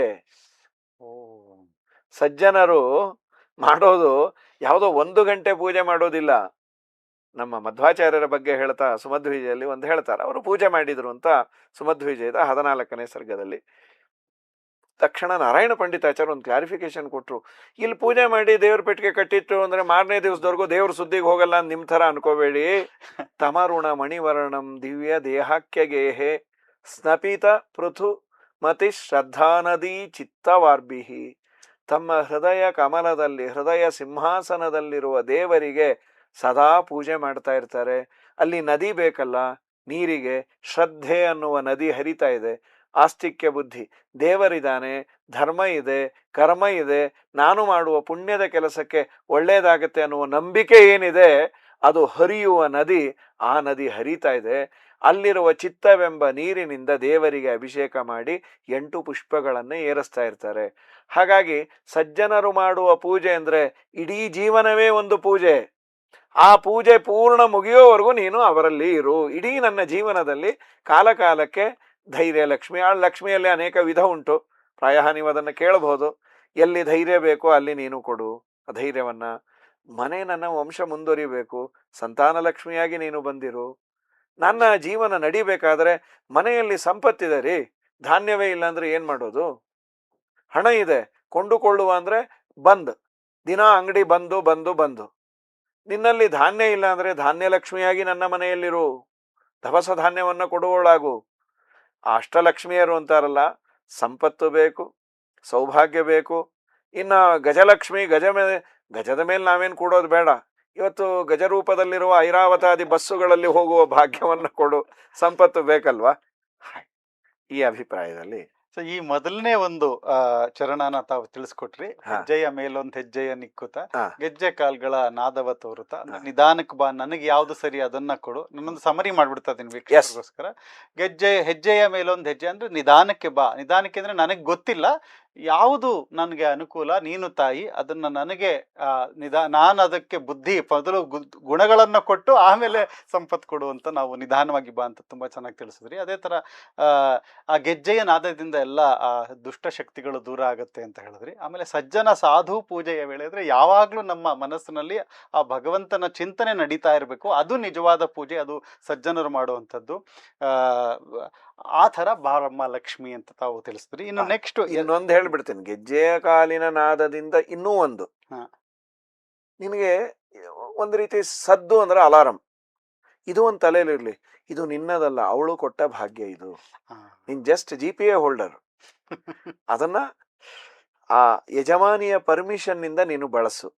ಅವನು ಭಗವಂತ ಲಕ್ಷ್ಮೀ ದೇವಿ ಕೊಟ್ಟದ್ದನ್ನ ಬಳಸ್ತಾ ಇದ್ದೀನಿ, ಯಾಕೆಂದ್ರೆ ಅಲ್ಲಿ ಗೆಜ್ಜೆ ಸದ್ದ ಆಗ್ತಾ ಇದೆ, ನಂದಿದು ಮಗನೇ ಸರಿಯಾಗಿ ಬಳಸು ಅನ್ನೋ ಅಂಶವನ್ನು ವೀಕ್ಷಕರು ತಿಳಿದು ಬಳಸಿದರೆ ಒಳ್ಳೆಯದು. ಮಜ್ಜಿಗೆ ಒಳಗಿನ ಬೆಣ್ಣೆ ತರ ಆ ಒಂದು ಪರಿಶ್ರಮದಿಂದ ಆ ಮಹಾಲಕ್ಷ್ಮಿಯ ಒಂದು ಕಟಾಕ್ಷ ಬರುತ್ತೆ. ಆಮೇಲೆ ವಿಷ್ಣುವಿನ ಜೊತೆಗೆ ಬಾ, ನಾರಾಯಣನ ಜೊತೆಗೆ ಬಾ ಅಂತ ತಾವು ತಿಳಿಸಿದ್ರಿ. ಇನ್ನು ಎರಡನೇ ಸ್ಟ್ಯಾನ್ಸಾಗ ಹೋದ್ರೆ, ಕನಕ ವೃಷ್ಟಿಯ ಕರೆಯುತ್ತ ಬಾರೆ, ಮನಕೆ ಮನದ ಸಿದ್ಧಿಯ ತೋರೆ, ಈ ಒಂದು ಸ್ಟ್ಯಾನ್ಸಾ ಬಗ್ಗೆ ತಿಳಿಸ್ಕೊಡಿ. ಅದು ಆ ಸ್ಟ್ಯಾನ್ಜಾದಲ್ಲಿ ಪುರಂದರದಾಸರು ತುಂಬಾ ಸುಂದರವಾಗಿ ಲಕ್ಷ್ಮೀದೇವಿಯನ್ನ ಬಾ ಅಂತ ಕರೆದರು. ಹೇಗೆ? ಕನಕ ವೃಷ್ಟಿಯ ಕರೆಯುತ ಬಾರೆ, ಮನಕಾಮನಯ ಸಿದ್ಧಿಯ ತೋರೆ, ದಿನಕರ ಕೋಟಿ ತೇಜದಿ ಹೊಳೆಯುವ ಜನಕರಾಯನ ಕುಮಾರಿ ಬೇಗ. ಸೀತಾ ಅಂತಾನು ಪಾಠವು ಉಂಟು. ಕನಕ ವೃಷ್ಟಿಯ ಕರೆಯುತ ಬಾರೆ, ಬಂಗಾರದ ಮಳೆಯನ್ನ ಸುರಿಸಿ ಬಾ ಅಂತ. ಇವತ್ತು ಬಂಗಾರದ ಮಳೆಯನ್ನ ಸುರಿಸೋದು ಗಿಳಿಸೋದು ಅದು ಸಮಸ್ಯೆ, ಬೀಳುವ ಮಳೆ ಬಿದ್ದರೆ ಸಾಕಾಗಿದೆ.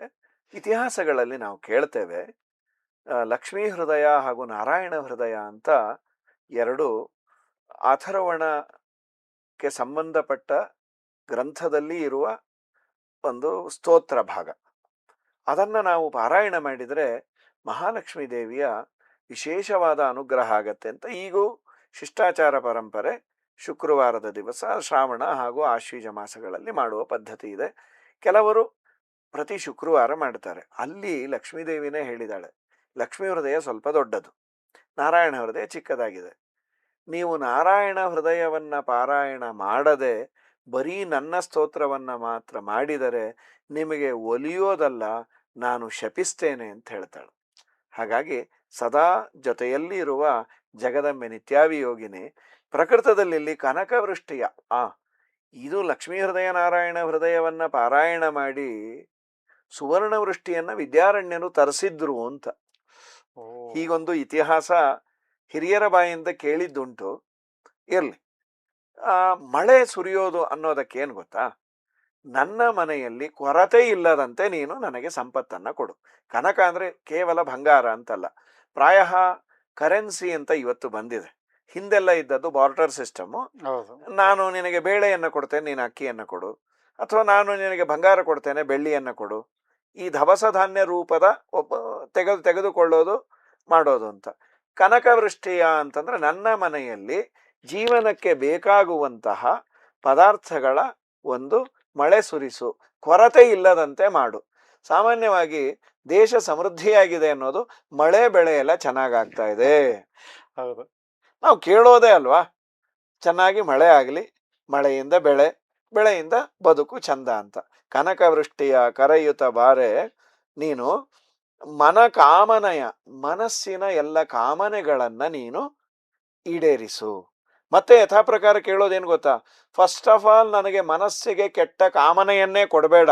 ಸಕ್ತು ಮೆವತಿತ ಉನಾಪುನಂತು ಅಂತ ಋಗ್ವೇದ ಹೇಳೋದೇನಂದ್ರೆ, ಜರಡಿ ಆಡಿದ ಮೇಲೆ ಫೈನ್ ಪೌಡರ್ ಬಂದಂತೆ ನನ್ನ ಮಾತು ತುಂಬಾ ಪರೀಕ್ಷೆಯನ್ನ ಮಾಡಿ ಆಡುವಂತೆ ನೀನು ಮನಸ್ಸನ್ನ ಕೊಡು. ಯಾಕೆಂದ್ರೆ ನೀನು ಅಲ್ಲಿರ್ತಿ. ಆ ಮಾತನ್ನ ಮನ ಕಾಮನೆಯ, ನನ್ನ ಮನಸ್ಸಿನ ಕಾಮನೆಗಳನ್ನ ನೀನು ಈಡೇರಿಸೋದು ಯಾವಾಗ ಅಂತಂದ್ರೆ, ಆ ಕಾಮನೆ ಒಳ್ಳೇದಾಗಿದ್ದರೆ ಅಲ್ಲಿ ನೀನು ಇರ್ತಿ. ನನ್ನ ಮಾತು ಮನಸ್ಸಿನಿಂದ ಬರುವಂತೆ ಜರಡಿ ಆಡಿ ಅದನ್ನ ಆ ಫೈನ್ ಪಾರ್ಟ್ ಅನ್ನ, ಅದೇನಂತಾರ, ಸಾರವನ್ನ ಮತ್ತೊಬ್ಬರಿಗೆ ಕೊಡುವಂತೆ ನನ್ನ ಮಾತಾಗಲಮ್ಮ. ಮನ ಕಾಮನೆಯ ಸಿದ್ಧಿಯ ತೋರೆ ದಿನಕರ ಕೋಟಿ. ಯಾಕೆ ಗೊತ್ತಾ? ಒಬ್ಬ ಜ್ಯೋತಿಷ್ಕ ಶಾಸ್ತ್ರವನ್ನ ಕಲೆತು ಜ್ಯೋತಿಷ್ಯವನ್ನ ಹೇಳ್ತಾರೆ. ಆದರೆ 100% ಸಕ್ಸಸ್ ಆಗಿರಲ್ಲ. ಅದೇ ವಾಕ್ಸಿದ್ಧಿ ಇದ್ದವನು, ಯಾರು ಜರಡಿಯನ್ನ ಜಾಲರಿಸಿ ಆ ಹಿಟ್ಟನ್ನ ಫೈನಾದದ್ದು ಬಳಸ್ತಾನೆ, ಹಾಗೆ ದೇವರನ್ನ ನಂಬಿ ದೇವರ ಆರಾಧನೆ ಮಾಡಿ ಮಾತಾಡಿರ್ತಾನೆ, ಅವನು ಹೇಳಿದ್ದು ಸತ್ಯ ಆಗ್ತಾ ಇರತ್ತೆ. ಸಿದ್ಧಿ ಆಗ್ಬೇಕಲ್ಲ. ನಾನು ಕೊಟ್ಟ ಔಷಧಿ ನಿಮಗೆ ಪರಿಣಾಮ ಆಗಬೇಕು, ನಾನು ಆಡಿದ ಮಾತು ನಿಮ್ಮ ಮೇಲೆ ಪರಿಣಾಮ ಬೀರಬೇಕು ಅಂತಾದ್ರೆ ಆಡಿದ ಮಾತಿಗೆ ಲಕ್ಷ್ಮೀದೇವಿ ತನ್ನ ಸೀಲು ಒತ್ತಬೇಕಂತೆ. Yes, I will do it ಅಂತ. ಅದಕ್ಕೆ ಸಿದ್ಧಿಯ ತೋರೆ ದಿನಕರ ಕೋಟಿ ತೇಜದಿ ಹೊಳೆಯುವ. ನಿನ್ನ ತೇಜಸ್ಸು ಏನದು? ಸಂಪತ್ತಿದ್ದವರ ಮುಖದಲ್ಲೇ ವರ್ಚಸ್ಸು ಇರುತ್ತೆ ಅಂದ್ರೆ ಸ್ವಯಂ ಜಗದಂಬೆ ಲಕ್ಷ್ಮೀದೇವಿ ಕೋಟಿ ಸೂರ್ಯ ಪ್ರಕಾಶಳು ನೀನು, ದಿನಕರ ಕೋಟಿ ತೇಜದಿ ಹೊಳೆಯುವ ಜನಕರಾಯನ ಕುಮಾರಿ, ಜನಕರಾಜನ ಕುಮಾರಿಯಾಗಿ ನೀನು ಬಂದಿದೆ. ಏನು ಜನಕರಾಜಂದೇ ಯಾಕೆ ಕೊಟ್ರು? ಪ್ರಾಸಂಗಿಕವಾಗಿ ಅಂದಿದ್ದಾರೆ. ಇಲ್ಲ ಅಂದರು. ಅವಳು ಜನಕರಾಜನ ಹೆಂಡತಿಯ ಹೊಟ್ಟೆಯಲ್ಲಿ ಹುಟ್ಟಿದ್ದಲ್ಲ, ಅವಳಿಗೆ ಜನನ ಮರಣ ಇಲ್ಲ, ಅವಳಿಗೂ ಸಿಕ್ಕಿದ್ದು, ಜನಕರಾಜನಿಗೂ ಸಿಕ್ಕಿದ್ದು, ಭೂಮಿಯಲ್ಲಿ ಸಿಕ್ಕಿದ್ದು. ಆದ್ದರಿಂದ ಅವನಿಗೆ ನೀನು ಹೇಗೆ ಭೂಮಿಯಲ್ಲಿ ಸಿಕ್ಕಿದೆಯೋ ನೀನು ನನಗೆ ಸಿಗು, ನನ್ನ ಮನೆಯಲ್ಲಿ ಸಿಗು. ಯಾಕೆ ಗೊತ್ತಾ? ಪುರಂದರದಾಸ ಒಂದು ಕೃತಿಯಲ್ಲಿ ಅಂತಾರೆ, ಈಗ ನೀನು ಯಾರಿಗೂ ಸಂಪತ್ತು ಕೊಡದೇ ಇದ್ರೆ, ಯಾರನ್ನೂ ರಕ್ಷಣೆ ಮಾಡದೇ ಇದ್ರೆ ನಾನು ನಿನ್ ಕೇಳ್ತಾನೆ ಇರ್ಲಿಲ್ಲ. ಕೆಲವ್ರನ್ನ ಮಾಡ್ತಿ, ಕೆಲವ್ರನ್ನ ಬಿಡ್ತಿ. ಇದು ಯಾವ ನ್ಯಾಯ ಇದು? ನಾನೇನ ಮಾಡಿದನೋ ರಂಗಯ್ಯ ರಂಗ ನೀಯನ್ನ ಕಾಯಬೇಕು. ದೇವರಂದ ನಾವು ಆ ಡ್ಯೂಟಿ ಮಾಡಿಲ್ಲಪ್ಪ. ಯಾಕೆ ಮಾಡಿಲ್ಲ? ಕರಿರಾಜ ಕರೆಸಿದನೆ ದ್ರೌಪದಿ ದೇವಿ ಬರೆದೋಲೆ ಕಳುಹಿದಳೆ. ಅವರೆಲ್ಲ ಇಂಥ ದಿವಸ ನನಗೆ ಸಮಸ್ಯೆ ಇದೆ ಬಾ ಅಂತ ಪತ್ರ ಹಾಕಿದ್ರ, ಅವನು ಅಟೆಂಡ್ ಮಾಡಿದ್ಮೇಲೆ ನನ್ನನ್ನು ಅಟೆಂಡ್ ಮಾಡ. ಹಾಗೆ ಜನಕರಾಯನ ಮನೆಯಲ್ಲಿ ಕಮಲದಲ್ಲಿ ಸಿಕ್ಕಿದ ನೀನು ನನಗೂ ಸಿಗುವಂತೆ ಆಗಮ್ಮ ಅಂತ ಜನಕರಾಜನ ಅವಳಿಗೆ ಜನ್ಮ ಇಲ್ಲ ಅನ್ನೋ ಒಂದು ಅಂಶವನ್ನ ತಿಳಿಸುವುದರ ಜೊತೆಗೆ ಅವನಿಗೆ ಬಂದಂತೆ ನನ್ನ ಮನೆಗೂ ಬಾ ಅಂತ. ಹಂಗೆ ಕಂಟಿನ್ಯೂ ಮಾಡೋಣ. ಅತ್ತಿತ್ತಗಲದೆ ಇನ್ನ ಅತ್ತಿತ್ತಗಲದೆ ಭಕ್ತರ ಮನೆಯಲ್ಲಿ ನಿತ್ಯ ಮಹೋತ್ಸವ ನಿತ್ಯ ಸುಮಂಗಳ ಸತ್ಯವ ತೋರುತ ಸಾಧು ಸಜ್ಜನರ ಚಿತ್ತದಿ ಹೊಳೆಯುವ ಪುತ್ಥಳಿ ಗೊಂಬೆ. ನಾನು ಪೂಜೆ ಮಾಡಿದೆ. ಪೂಜೆ ಮಾಡಲಿಕ್ಕೆ ನಾವು ಪ್ರತೀಕಾಲಂಬನರು ಒಂದು ಮೀಡಿಯಾ ಬೇಕು. ಪ್ರತಿಮೆಯನ್ನು, ಕಲಶವನ್ನು, ಶಂಖವನ್ನು, ಅಲ್ಲಿ ಲಕ್ಷ್ಮಿಯ ಸನ್ನಿಧಾನ ಇದೆ ಅಂತ ದೀಪಾವಳಿಯಲ್ಲಿ ಪೂಜೆ ಮಾಡ್ತಾ ಮನೆಯಲ್ಲಿದ್ದ ಒಡವೆ ವಸ್ತ್ರ ಟ್ರೆಷರಿಗೆ ಅಲ್ಲೂ ಪೂಜೆ ಮಾಡ್ತೀವಿ, ಇಲ್ಲಿ ಲಕ್ಷ್ಮಿಯ ಸನ್ನಿಧಾನ ಇದೆ ಅಂತ. ಈಗ ನಾನು ನಿನ್ನ ಪೂಜೆಯನ್ನ ನಿನ್ನ ಪ್ರತೀಕಗಳಾದಂಥ ಶಂಖದಲ್ಲೋ ಪ್ರತಿಮೆಯಲ್ಲೋ ಮಾಡಿದೆ. ನಿನ್ನನ್ನು ಕೇಳೋದೇನು ಗೊತ್ತಾ? ಆ ದೇವರ ಮನೆಯಲ್ಲಿ ಪ್ರತಿಮೆಯ ರೂಪದಲ್ಲಿದ್ದ ಹೇ ಜಗದಂಬೆ, ನನ್ನ ಮನಸ್ಸಿನಲ್ಲೂ ನೀನು ಬಂದು ನಿಲ್ಲು. ಅತ್ತಿತ್ತಗಲದೆ ನೀನು ಎಲ್ಲೂ ನನ್ನಿಂದ ದೂರ ಹೋಗಬೇಡ. ಯಾಕೆ? ನಾನು ತುಂಬಾ ಕೇಳಿದ್ದೇನೆ ಪುರಾಣಗಳಲ್ಲಿ, ಲಕ್ಷ್ಮಿ ತುಂಬಾ ಚಂಚಲ, ತುಂಬಾ ದಿನ ಇರಲ್ಲ ಸಾರ್ ಅಂತ. ಅದೊಂದು ಭಯ ನನಗೆ. ನೀನು ಎಲ್ಲೂ ಹೋಗಲ್ಲ ತಾನೆ? ಅತ್ತಿತ್ತಗಲದೆ ಭಕ್ತರ ಮನೆಯಲ್ಲಿ ನಿತ್ಯ ಮಹೋತ್ಸವ. ನನ್ನ ಮನೆಯಲ್ಲಿ ನಿತ್ಯ ಮಹಾ ಉತ್ಸವಗಳು. ಮಹಾ ಅನ್ನೋದಕ್ಕೆ ಮಹಾಪೂಜಾಯಾಮ್ ಅಂತ, ಪೂಜನೀಯವಾದ ಉತ್ಸವಗಳ ಆಗ್ಬೇಕು. ಉತ್ಸವ, ಸವ ಅಂದ್ರೆ ಯಜ್ಞ, ಉತ್ ಅಂದ್ರೆ ಉತ್ಕೃಷ್ಟವಾದ ಯಜ್ಞ, ಮಹೋತ್ಸವ ಅಂದ್ರೆ ಪೂಜಾರ್ಹವಾದ ಉತ್ತಮವಾದ ದೇವತೆಗಳು ಪ್ರೀತರಾಗುವಂತಹ ಕಾರ್ಯಕ್ರಮ ಆಗಲಿ. ಈಗ ನಮಗೆ ದುರಂತ ಏನಾಗಿದೆ ಅಂದ್ರೆ, ಮಹೋತ್ಸವ ಅಂತಂದ್ರೆ ಒಂದು 100 ಜನನ್ನ ಕರೆದು, ಅಫ್ಕೋರ್ಸ್ ಅವರವರ ಇದಕ್ಕೆ ಮಾಡಿಕೊಳ್ತಾರೆ, ಇವತ್ತು ಯಾರನ್ನು ಅನ್ನೋ ಹಾಗಿಲ್ಲ. ಆದರೆ ಅದು ಮಹೋತ್ಸವ ಅಂತಾಗಬೇಕಾದ್ರೆ ಭಗವಂತ, ವಾಯುದೇವರು, ತತ್ವಾಭಿಮಾನಿ ದೇವತೆಗಳು, ಸಜ್ಜನರು ಎಷ್ಟು ಪ್ರೀತರಾದರು ಅಂತ. ತಿನ್ನೋದು ಉಣ್ಣೋದು ಎಲ್ಲ ಕಡೆ ಇದೆ, ಖಂಡಿತ ಇದ್ದೇ ಇದೆ, ಅದು ಬೇಡ ಅಂತ ಯಾರೂ ಹೇಳೋದಿಲ್ಲ. ಅತಿಥಿ ಸತ್ಕಾರ ಬೇಕು. ಆದರೆ ನಾವು ಅಷ್ಟರಲ್ಲೇ ಸಂತೋಷ ಪಟ್ಬಿಡ್ತಾ ಇದ್ದೇವೆ. ಕ್ಯಾಟ್ರಿಂಗ್ ತರಿಸಿದ ಪದಾರ್ಥಗಳನ್ನ ಹಾಕಿ ಚೆನ್ನಾಗಿತ್ತಾ, ತುಂಬಾ ಎಲ್ಲಿಂದ ತರಿಸಿದ್ರಿ? ಲಕ್ಷ್ಮಿ ಕ್ಯಾಟರರ್ಸ್. ಅದ ಆಗಬಾರ್ದಪ್ಪ. ನೀನು ನಿನ್ನ ಮನೆಯಲ್ಲಿ ಕರೆದಂತಹ ಯೋಗ್ಯರಿಗೆ ಸ್ವಲ್ಪ ಕಷ್ಟ ಆದ್ರೂ ಪರವಾಗಿಲ್ಲ, ನೀನು ಮಾಡಿ ಹಾಕು. ಆಗ ಚೆನ್ನಾಗಿರುತ್ತೆ. ಅತ್ತಿತ್ತಗಲದೆ ಭಕ್ತರ ಮನೆಯಲ್ಲಿ ನಿತ್ಯ ಮಹೋತ್ಸವ ಅಂದ್ರೆ ಅದನ್ನ ಕರೆಯೋದು ಮಹಾ ಉತ್ಸವ. ಹರಿವಾಯುಗಳು ಪ್ರೀತರಾಗುವ ಉತ್ಸವವನ್ನ ಮಹೋತ್ಸವ ಅಂತ ಕರೀತಾರೆ. ನಿತ್ಯ ಮಹೋತ್ಸವ, ನಿತ್ಯದಲ್ಲೂ ಅದು ಮಂಗಲಕರವಾದ ಉತ್ಸವ ಆಗ್ಬೇಕು. ನೆನಪಿಟ್ಟುಕೊಳ್ಳುವ ಒಂದು ಯಾವುದೋ ಪಾರ್ಟಿ ಅಂತ ಆಗ್ಬಾರ್ದು ಅದು. ಪೂಜೆ ಅಂದ್ರೆ ಹಾಗಿರ್ಬೇಕು. ಎಷ್ಟು ಚೆನ್ನಾಗಿತ್ತು ಅಂತ.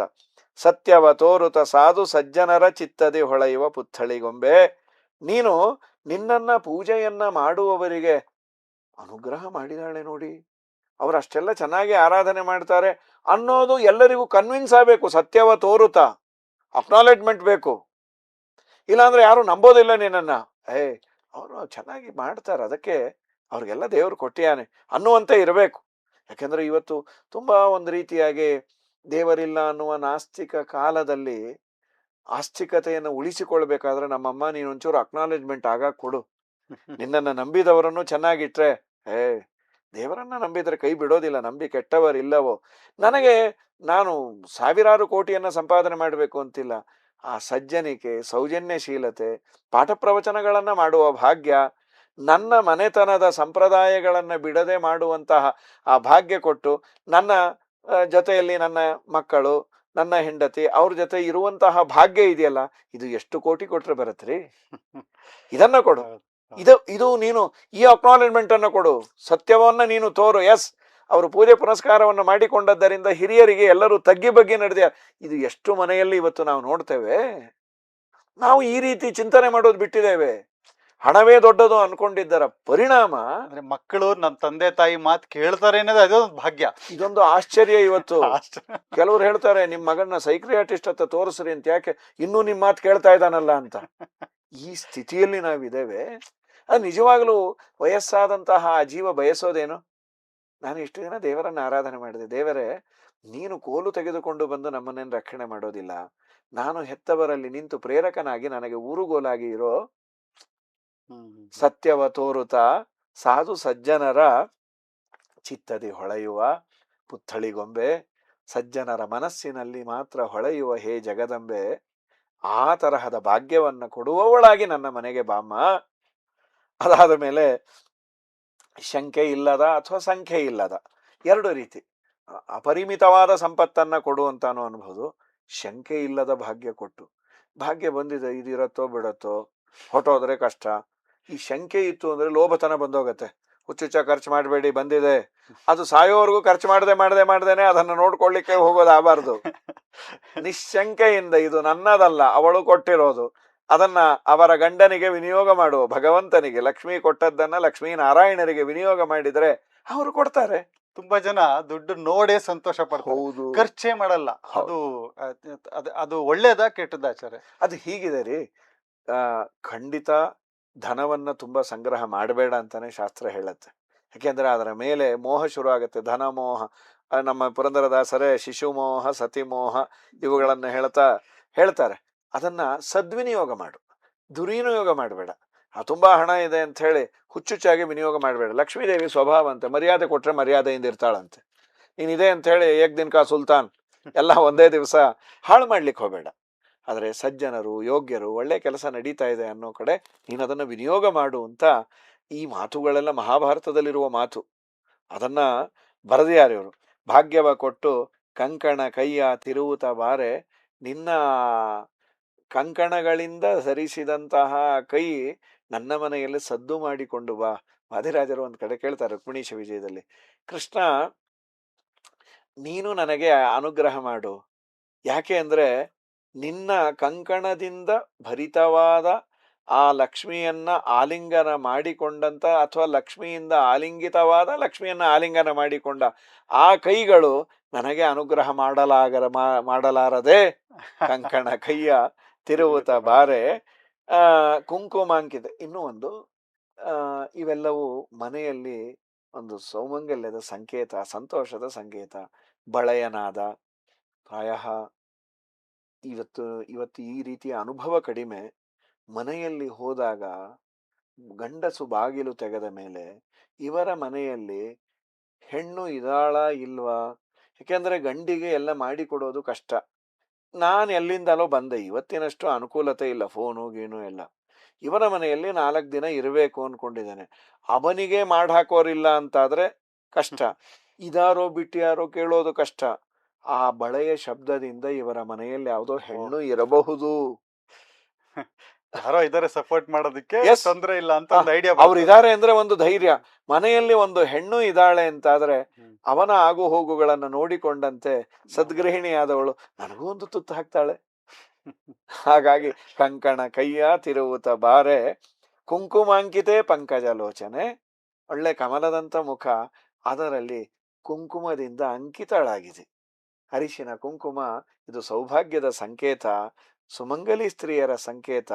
ನೀನು ಹಾಗೆ ನನ್ನ ಮನೆಯಲ್ಲಿ ಬಂದು ನಿಂತಾಗ ಕೈಯೆತ್ತಿ ಮುಗಿಯುವಂತೆ ವೆಂಕಟರಮಣನ ಎಲ್ಲ ಪಾಪಗಳನ್ನ ಕಳೆಯುವ ಆ ಭಗವಂತ. ವೇಂ ಪಾಪಂ ಕಟತೆ, ಕಟ ಅಂದ್ರೆ ಸುಡೋದು, ಇವೇಂ ಅಂದ್ರೆ ಪಾಪಗಳನ್ನೆಲ್ಲ ಸುಡುವ ಆ ವೆಂಕಟನ ರಾಣಿ ನನ್ನ ಪಾಪಗಳನ್ನು ದೂರ ಮಾಡಿ ನೀನು ನನ್ನ ಮನೆಯಲ್ಲಿ ವಿಶೇಷವಾಗಿ ನೆಲೆಸು ಅಂತ ಪ್ರಾರ್ಥನೆ ಮಾಡಿ, ಇನ್ನ ಕಡೆಯ ನುಡಿಯಲ್ಲಿ ಇದೇನಿದು ಕಾಲುವೆ ಹರಿಸೋದು, ಸಕ್ಕರೆ ತುಪ್ಪದ ಕಾಲುವೆ ಹರಿಸಿ ಅಂತ.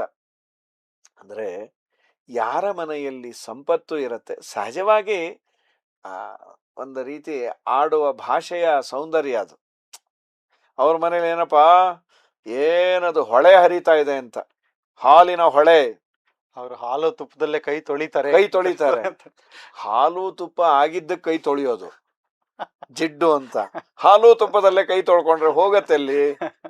ಇದರ ತಾತ್ಪರ್ಯ ದೇವರು ಅವರಿಗೆ ಬೇಕಾದಷ್ಟು ಸಂಪತ್ತನ್ನ ಕೊಟ್ಟಿದ್ದಾನೆ ಅನ್ನೋದರಲ್ಲಿ ಅದರ ಅಭಿಪ್ರಾಯ. ಸಕ್ಕರೆ ತುಪ್ಪದ ಕಾಲುವೆ ಹರಿಸಿ ಅಂತಂದ್ರೆ ಹೀಗೊಂದು ಅಭಿಪ್ರಾಯ ಇದೆ. ದೇವರನ್ನ, ವಾಯುದೇವರನ್ನ ಚೆನ್ನಾಗಿ ಪೂಜೆ ಮಾಡಿದಾಗ ಕ್ಷೀರಂ ಸರ್ಪಿರ್ ಮಧೂದಕಂ ಅಂತ ಅವರ ಮನೆಯಲ್ಲಿ ಹಾಲು, ಮೊಸರು, ತುಪ್ಪ, ಜೇನುತುಪ್ಪದ ಹೊಳೆ ಹರಿಯತ್ತೆ ಅಂದ್ರೆ ಅವರ ಮನೆಯಲ್ಲಿ ಯಾವತ್ತೂ ಕೊರತೆ ಇರೋದಿಲ್ಲ. ನೋಡಿ, ತುಪ್ಪ ನಿಮ್ಮ ಮನೆಯಲ್ಲಿ ಬರಬೇಕಾದರೆ ಇವತ್ತು ನಾವು ಅಂಗಡಿಗೆ ಹೋಗ್ತೇವೆ, ತರ್ತೇವೆ, ಇದೆಲ್ಲ ಸೆಕೆಂಡ್ರಿ. ಇದೊಂದು ಕಾಲುವೆ ಅಂದ್ರೆ ಇದೊಂದು ಚೈನು. ನಿನ್ನ ಮನೆಯಲ್ಲಿ ತುಪ್ಪ ಬೇಕು ಅಂದ್ರೆ ಮೊದಲು ತುಪ್ಪದ ಮುಂಚೆ ಬೆಣ್ಣೆ ಬೇಕು, ಬೆಣ್ಣೆ ಬೇಕು ಅಂದ್ರೆ ಬೆಣ್ಣೆ ತೆಗಿಲಿಕ್ಕೆ ಮೊಸರು ಬೇಕು, ಮೊಸರು ಬೇಕು ಅಂದ್ರೆ ಹಾಲು ಬೇಕು, ಹಾಲು ಬೇಕು ಅಂದ್ರೆ ಹಿಂಡುವಂತ ಹಾಲು ಕರೆಯುವಂತ ಆಕಳು ಬೇಕು, ಆಕಳು ನಿನ್ನ ಮನೆಯಲ್ಲಿ ಬೇಕಾದಷ್ಟು ಹಾಲು ಕೊಡಬೇಕಾದ್ರೆ ಅದಕ್ಕೆ ಹಸಿರಾದ ಹುಲ್ಲು ಬೇಕು, ಅದಕ್ಕೆ ಸೌಖ್ಯ ಬೇಕು. ಹಾಗಾದ್ರೆ ನನಗೆ ಆಕಳ ಸಂಪತ್ತೇ ಸಂಪತ್ತು, ಗೋ ಸಂಪತ್ತು, ದವಸ ಧಾನ್ಯಗಳ ಸಂಪತ್ತು. ನೋಡಿ, ತುಂಬಾ ಬುದ್ಧಿವಂತಿಕೆ ಇದು. ನನಗೆ ತುಪ್ಪ ಒಂದು ಬೇಕು ಅಂದ್ರೆ ಮಿಕ್ಕಿದ್ದೆಲ್ಲವು, ಇವತ್ತಿನ ಸೆನಾರಿಯೋ ಬೇರೆ. ತುಪ್ಪ ಬೇಕು ಅಂದ್ರೆ ನಾವು ಜೆಪ್ಟೋ ಇವತ್ತು ಆರ್ಡರ್ ಮಾಡ್ಬಿಟ್ಟು ತುಪ್ಪ ತರಿಸೋಂಥದ್ದು, ಅದಲ್ಲ ಅಂಗಡಿಗೂ ಹೋಗಲ್ಲ. ತುಪ್ಪ ಬೇಕು ಅಂದ್ರೆ ಎಲ್ಲವೂ. ರೀಸೆಂಟ್ ಆಗಿ ಯಾವ್ದೋ ಒಬ್ಬ ಕೇಳಿದ್ದ, ದೇವರು ನಿನಗೇನ್ ಬೇಕೋ ಕೇಳ್ಕೊ, ಆದ್ರೆ ಒಂದೇ ಒಂದಕ್ಕೆ ಮಾತ್ರ ನಿನಗೆ ಪರ್ಮಿಷನ್ ಅಂತ. ಅವನಿಗೆ 3 ಬೇಕಾಗಿತ್ತು. ಅವರಪ್ಪನಿಗೆ ಆಯುಷ್ಯ ಬೇಕು, ಅವನಿಗೆ ಮಕ್ಕಳು ಬೇಕಾಗಿತ್ತು, ಆಮೇಲೆ ಸಂಪತ್ತು ಬೇಕು. ದೇವರು ಕೊಟ್ಟಿರೋದು ಒಂದೇ. ಏನು ಮಾಡೋದು? ಒಂದು ಮಾತಾಡಿದ್ರೆ ಒಂದು ಸೆಂಟೆನ್ಸ್ ಆದ್ಮೇಲೆ ಎರಡನೇದಕ್ಕೆ ಅಪೇಕ್ಷೆ ಇಲ್ಲ. ಅವನು ಸ್ವಲ್ಪ ಬುದ್ಧಿವಂತ. ಅಪ್ಪನ್ನ ಕೇಳದ, ನೀ ಏನ್ ಕೇಳದ? ನನಗೆ ಆಯುಷ್ಯ ಕೊಡು. ಆಮೇಲೆ ಹೆಂಡತಿಯನ್ನ ಕೇಳ, ನನಗೆ ಸಂಪತ್ತು ಕೊಡು ಅಥವಾ ಸಂತಾನ ಕೊಡು. ಆ ಅಜ್ಜಿಯನ್ನ ಕೇಳಿದ್ರೆ ನನಗೆ ಸಂಪತ್ತು ಕೊಡು, ಬಡತನದಲ್ಲಿ ಸಾಕಾಗಿದೆ. ಈ ಮಗ ಬುದ್ಧಿವಂತ ಕೇಳದ, ನನಗೇನೂ ಬೇಡ ಸ್ವಾಮಿ, ನನ್ನ ಮಗುವನ್ನ ಬಂಗಾರದ ತೊಟ್ಟಿಲಲ್ಲಿ ಮಲಗಿರೋದನ್ನ ನನ್ನ ಈ ಅಪ್ಪ ಅಮ್ಮ ಕಣ್ತುಂಬ ನೋಡಿ ಅವನ ಮುಂಜಿಗೆ ಆಶೀರ್ವಾದ ಮಾಡಬೇಕು ಅಂತ ಕೇಳ್ದ. ಮುಂಜಿ ಮಾಡೋದು 8-9 ವರ್ಷಕ್ಕೆ, ಬಂಗಾರದ ತೊಟ್ಟಿಲಲ್ಲಿ ಆ ಮಗುವನ್ನ ಕೂಡಿಸ್ಬೇಕು ಅಂದ್ರೆ ಸಂಪತ್ತು ಬೇಕು, ಅದನ್ನ ನೋಡಬೇಕು ಅಂದ್ರೆ ಅವ್ರು ಬದುಕಿರ್ಲೇಬೇಕು. ಒಂದೇ ಸೆಂಟೆನ್ಸ್ ಅಲ್ಲಿ ಎಲ್ಲವನ್ನೂ ಕೇಳ್ದ ಅಂತ. ಹಾಗಾಗಿ ನನಗೆ ತುಪ್ಪ ಬೇಕು ಅಂದ್ರೆ ತುಪ್ಪಕ್ಕೆ ಮೂಲಭೂತವಾದ ಆಕಳಿನವರೆಗೂ, ಆಕಳು ಚೆನ್ನಾಗಿ ಇರಬೇಕು ಅಂದ್ರೆ ಭೂಮಿ ಬೇಕು. ಆ ಭೂಮಿ ಎಲ್ಲೋ ಥಾರ್ ಮರುಭೂಮಿ ಕೊಟ್ರೆ ಪ್ರಯೋಜನ ಇಲ್ಲ. ಹುಲ್ಲು ಬೆಳಿಬೇಕು, ಹುಲ್ಲು ಚೆನ್ನಾಗಿ ಬೆಳೆದ ದವಸ ಧಾನ್ಯಗಳು ನನಗೆ. ಅಂದ್ರೆ ಎಲ್ಲವನ್ನ ಕೇಳುವ ರೆಪ್ರೆಸೆಂಟೇಟಿವ್ ಸಕ್ಕರೆ ತುಪ್ಪದ ಕಾಲುವೆ, ತುಪ್ಪದ ಕಾಲುವೆ ಹರಿಸಿ. ಇಂಗ್ಲಿಷ್ ಅಲ್ಲಿ ಹೇಳೋದು ಅಂದ್ರೆ ಕಾಲುವೆ, ಕಾಲು ದಾರಿ ನನಗೆ ಅದು ಇರ್ಲಿ. ಹೊಲಗಳಲ್ಲಿ ಕಾಲು ದಾರಿ ಇರತ್ತಲ್ಲ. ಇನ್ನ ಸಕ್ಕರೆ, ಸಕ್ಕರೆ ಅಂದ್ರೆ ಸಿಹಿ. ಮನೆಯಲ್ಲಿ ಸಿಹಿ ಆದಂತಹ ಸಂದರ್ಭಗಳಲ್ಲಿ ಯಾವ ನೋವುಗಳು ಇರೋದು ಬೇಡ. ಎಲ್ಲ ಇದ್ದು ನೋವಿದ್ರೆ ಪ್ರಯೋಜನ ಇಲ್ಲ. ಸಕ್ಕರೆ ತುಪ್ಪದ, ಸಕ್ಕರೆ ಅನ್ನೋದು ಸೌಖ್ಯದ ಸಂಕೇತ. ಸಕ್ಕರೆ ತುಪ್ಪದ ಕಾಲುವೆ ಹರಿಸಿ. ಇನ್ನು ಶುಕ್ರವಾರದ ಪೂಜೆಯ ವೇಳೆಗೆ, ಶುಕ್ರವಾರ ಅದು ವಿಶೇಷವಾಗಿ ಲಕ್ಷ್ಮೀದೇವಿಗೆ ಮೀಸಲಿಟ್ಟ ವಾರ ಅಂತ. ಒಂದೊಂದು ವಾರ ಅದು ಬೃಹಸ್ಪತಿಯ ವಾರ, ಗುರುವಾರ, ಗುರುಗಳನ್ನ, ಎಲ್ಲ ವಾರವೂ ಲಕ್ಷ್ಮೀದೇವಿಯ ಅನುಗ್ರಹ ಬೇಕು. ವಿಶೇಷವಾಗಿ ನಾನು ನಿನ್ನನ್ನ ಶುಕ್ರವಾರದ ದಿವಸ ಆರಾಧನೆ ಮಾಡ್ತೇನೆ, ನಿತ್ಯದಲ್ಲೂ ಮಾಡ್ತೇನೆ. ವಿಶೇಷ ಪೂಜೆಯನ್ನು ಮಾಡಿದಾಗ ಅಕ್ಕರೆ ಉಳ್ಳ ಅಳಗಿರಿ ರಂಗನ ಚೊಕ್ಕ ಪುರಂದರ ವಿಠಲ, ಅಳಗಿರಿಯ ಅಲ್ಲಿರುವ ರಂಗನಾಥನನ್ನ ನೋಡಿ ಅವರು ಸ್ತೋತ್ರ ಮಾಡ್ತಾ, ಪುರಂದರ ವಿಠಲನ ಚೊಕ್ಕವಾದ ರಾಣಿ, ಎಂದು ಬಿಡದ ನಿತ್ಯಾಭಿಯೋಗಿನಿಯಾಗಿ ಅವನ ಸೇವೆಗಾಗಿ ಇರುವವಳು ನೀವು, ಪ್ರಿಯಾರಿಟಿಯ ಅವನ ಸೇವೆಗಾಗಿ. ಆದ್ದರಿಂದ ನೀನು ನಿನ್ನ ಯಜಮಾನರು ನಮ್ಮ ಮನದಲ್ಲಿ, ಮನೆಯಲ್ಲಿ ಬಂದು ನೆಲೆಸಿ ನನಗೆ ಯೋಗ್ಯವಾದ ಸಂಪತ್ತು ಎಲ್ಲ ರೀತಿಯಿಂದ, ಬರೀ ಹಣ ಅಲ್ಲ, ಗುಣರೂಪವಾದ ಸಂಪತ್ತು, ವಿದ್ಯೆಯನ್ನ ಕೊಡು, ಸಂತಾನವನ್ನ ಕೊಟ್ಟು, ಧಾನ್ಯವನ್ನ ಕೊಡು, ಧನಧಾನ್ಯಗಳು, ಮತ್ತೆ ಎಲ್ಲ ಇದ್ದು ರೆಕಗ್ನೇಷನ್ನೇ ಇಲ್ಲ ಅಂದ್ರೆ ಸಮಾಜದಲ್ಲಿ ಅದನ್ನ ನೀನು ಕೊಡು. ಇವ್ರು ನಮ್ಗೆಲ್ಲ ಗೊತ್ತು, ಅದೊಂದು ಸಂತೋಷ ಕೊಡುತ್ತೆ, ಅದು ಹಣದಕ್ಕಿಂತ ದೊಡ್ಡ ಸಂತೋಷ ಅದು.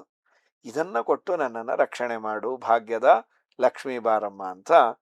ಇನ್ನೂ ಅದಕ್ಕೆ ಅನೇಕ ಅರ್ಥಗಳಿದೆ. ನಮ್ಮ ಯೋಗ್ಯತೆ ತುಂಬಾ ಚಿಕ್ಕದಾದದ್ದರಿಂದ ಸ್ವಲ್ಪ ಅದನ್ನ ಹೇಳಿ ತಿಳಿಸುವ ಸಣ್ಣ ಪ್ರಯತ್ನ ಮಾಡಿದ್ದಾರೆ. ತುಂಬಾ ತುಂಬಾ ಅದ್ಭುತವಾಗಿ ತಿಳಿಸ್ಕೊಟ್ರಿ ಆಚಾರ್ಯ. ಅಂದ್ರೆ ಇಡೀ 5 ಸ್ಟ್ಯಾನ್ಸಗಳಲ್ಲಿ ಏನೇನು ಪುರಂದರದಾಸರ ಇಂಗಿತ ಏನಿದೆ, ಆ ಲಕ್ಷ್ಮಿಯನ್ನ ನಾವು ಯಾಕೆ ಕರಿತಿದೀವಿ, ಆ ಸುಗುಣಗಳು ಮುಖ್ಯವಾಗಿ ತಾವು ಹೇಳಿದ್ರಿ, ಅದರ ಒಂದು ಅದ್ಭುತವಾದ ಚಿಂತನೆ ನಡೆಸ್ಕೊಟ್ರಿ. ಈಗ ನಾವು ವೇದಗಳಲ್ಲಿ, ಶಾಸ್ತ್ರಗಳಲ್ಲಿ ನೋಡೋದಾದ್ರೆ ಈ ಲಕ್ಷ್ಮಿ ಅನ್ನೋದು ಎಲ್ಲ ದೇವತೆಗಳ ಬಗ್ಗೆ ವೇದಗಳು ಹೇಳುತ್ತೆ. ಹೆಚ್ಚಾಗಿ ಆ ವಿಷ್ಣು ತತ್ವ ಆಗ್ಲಿ, ಶಿವತತ್ವ ಆಗ್ಲಿ, ವಾಯುತತ್ವ ಆಗ್ಲಿ, ಲಕ್ಷ್ಮಿ ತತ್ವ, ಇದೆಲ್ಲ ವೇದಶಾಸ್ತ್ರಗಳಲ್ಲಿ ಆ ಒಂದು ತತ್ವ ಯಾವುದು, ಅವಳು ನಮ್ಮ ತರನೇ ಒಂದು ಜೀವನ, ಏನು ಲಕ್ಷ್ಮಿ ಅಂದ್ರೆ ಆ ಇಡೀ ಅವಳ ಒಂದು ಸ್ವರೂಪ ಏನು, ಅದ್ರ ಬಗ್ಗೆ ತಾವು ತಿಳಿಸ್ಕೊಡೋದಾದ್ರೆ ಒಂದು ಸಂಕ್ಷಿಪ್ತವಾಗಿ. ಯಾಕಂದ್ರೆ ಬಹಳ ಕಡೆ ಅಂಬರಣಿ ಸೂಕ್ತಗಳಿದೆ, ಶ್ರೀ ಸೂಕ್ತ ಇದೆ, ಬೇಕಾದಷ್ಟು ವೇದಗಳಲ್ಲಿ ಬಂದಿರೋಂತಹ ವಿಚಾರಗಳಿದೆ. ಅದನ್ನ ಒಂದು ಸಂಕ್ಷಿಪ್ತವಾಗಿ, ಆ ಲಕ್ಷ್ಮಿ ಅಂದ್ರೆ ನಮಗೆ ಏನು ಕಲ್ಪನೆಗೆ ಬರಬೇಕು ಅಂದ್ರೆ, ನಾ ಈಗ ಯಾರೋ ಒಬ್ರು ನನ್ನ ಫ್ರೆಂಡು ಅಂದ್ರೆ ಇಂಥ ಕಡೆ ಕೆಲಸ ಮಾಡ್ತಾರೆ, ಅವ್ರಿಗಿಷ್ಟು ದುಡ್ಡಿಷ್ಟು ಮಕ್ಕಳಿದ್ದಾರೆ, ಅವರ ಇಷ್ಟು ಒಳ್ಳೆಯವರು, ಸ್ವಲ್ಪ ಕೋಪ ಜಾಸ್ತಿ, ಹೀಗೆ ನಮ್ಗೊಂದು ಗೊತ್ತಿರುತ್ತೆ. ಆ ತರ ಲಕ್ಷ್ಮಿ ಬಗ್ಗೆ ನಾವು ಏನ್ ತಿಳ್ಕೋಬೇಕು?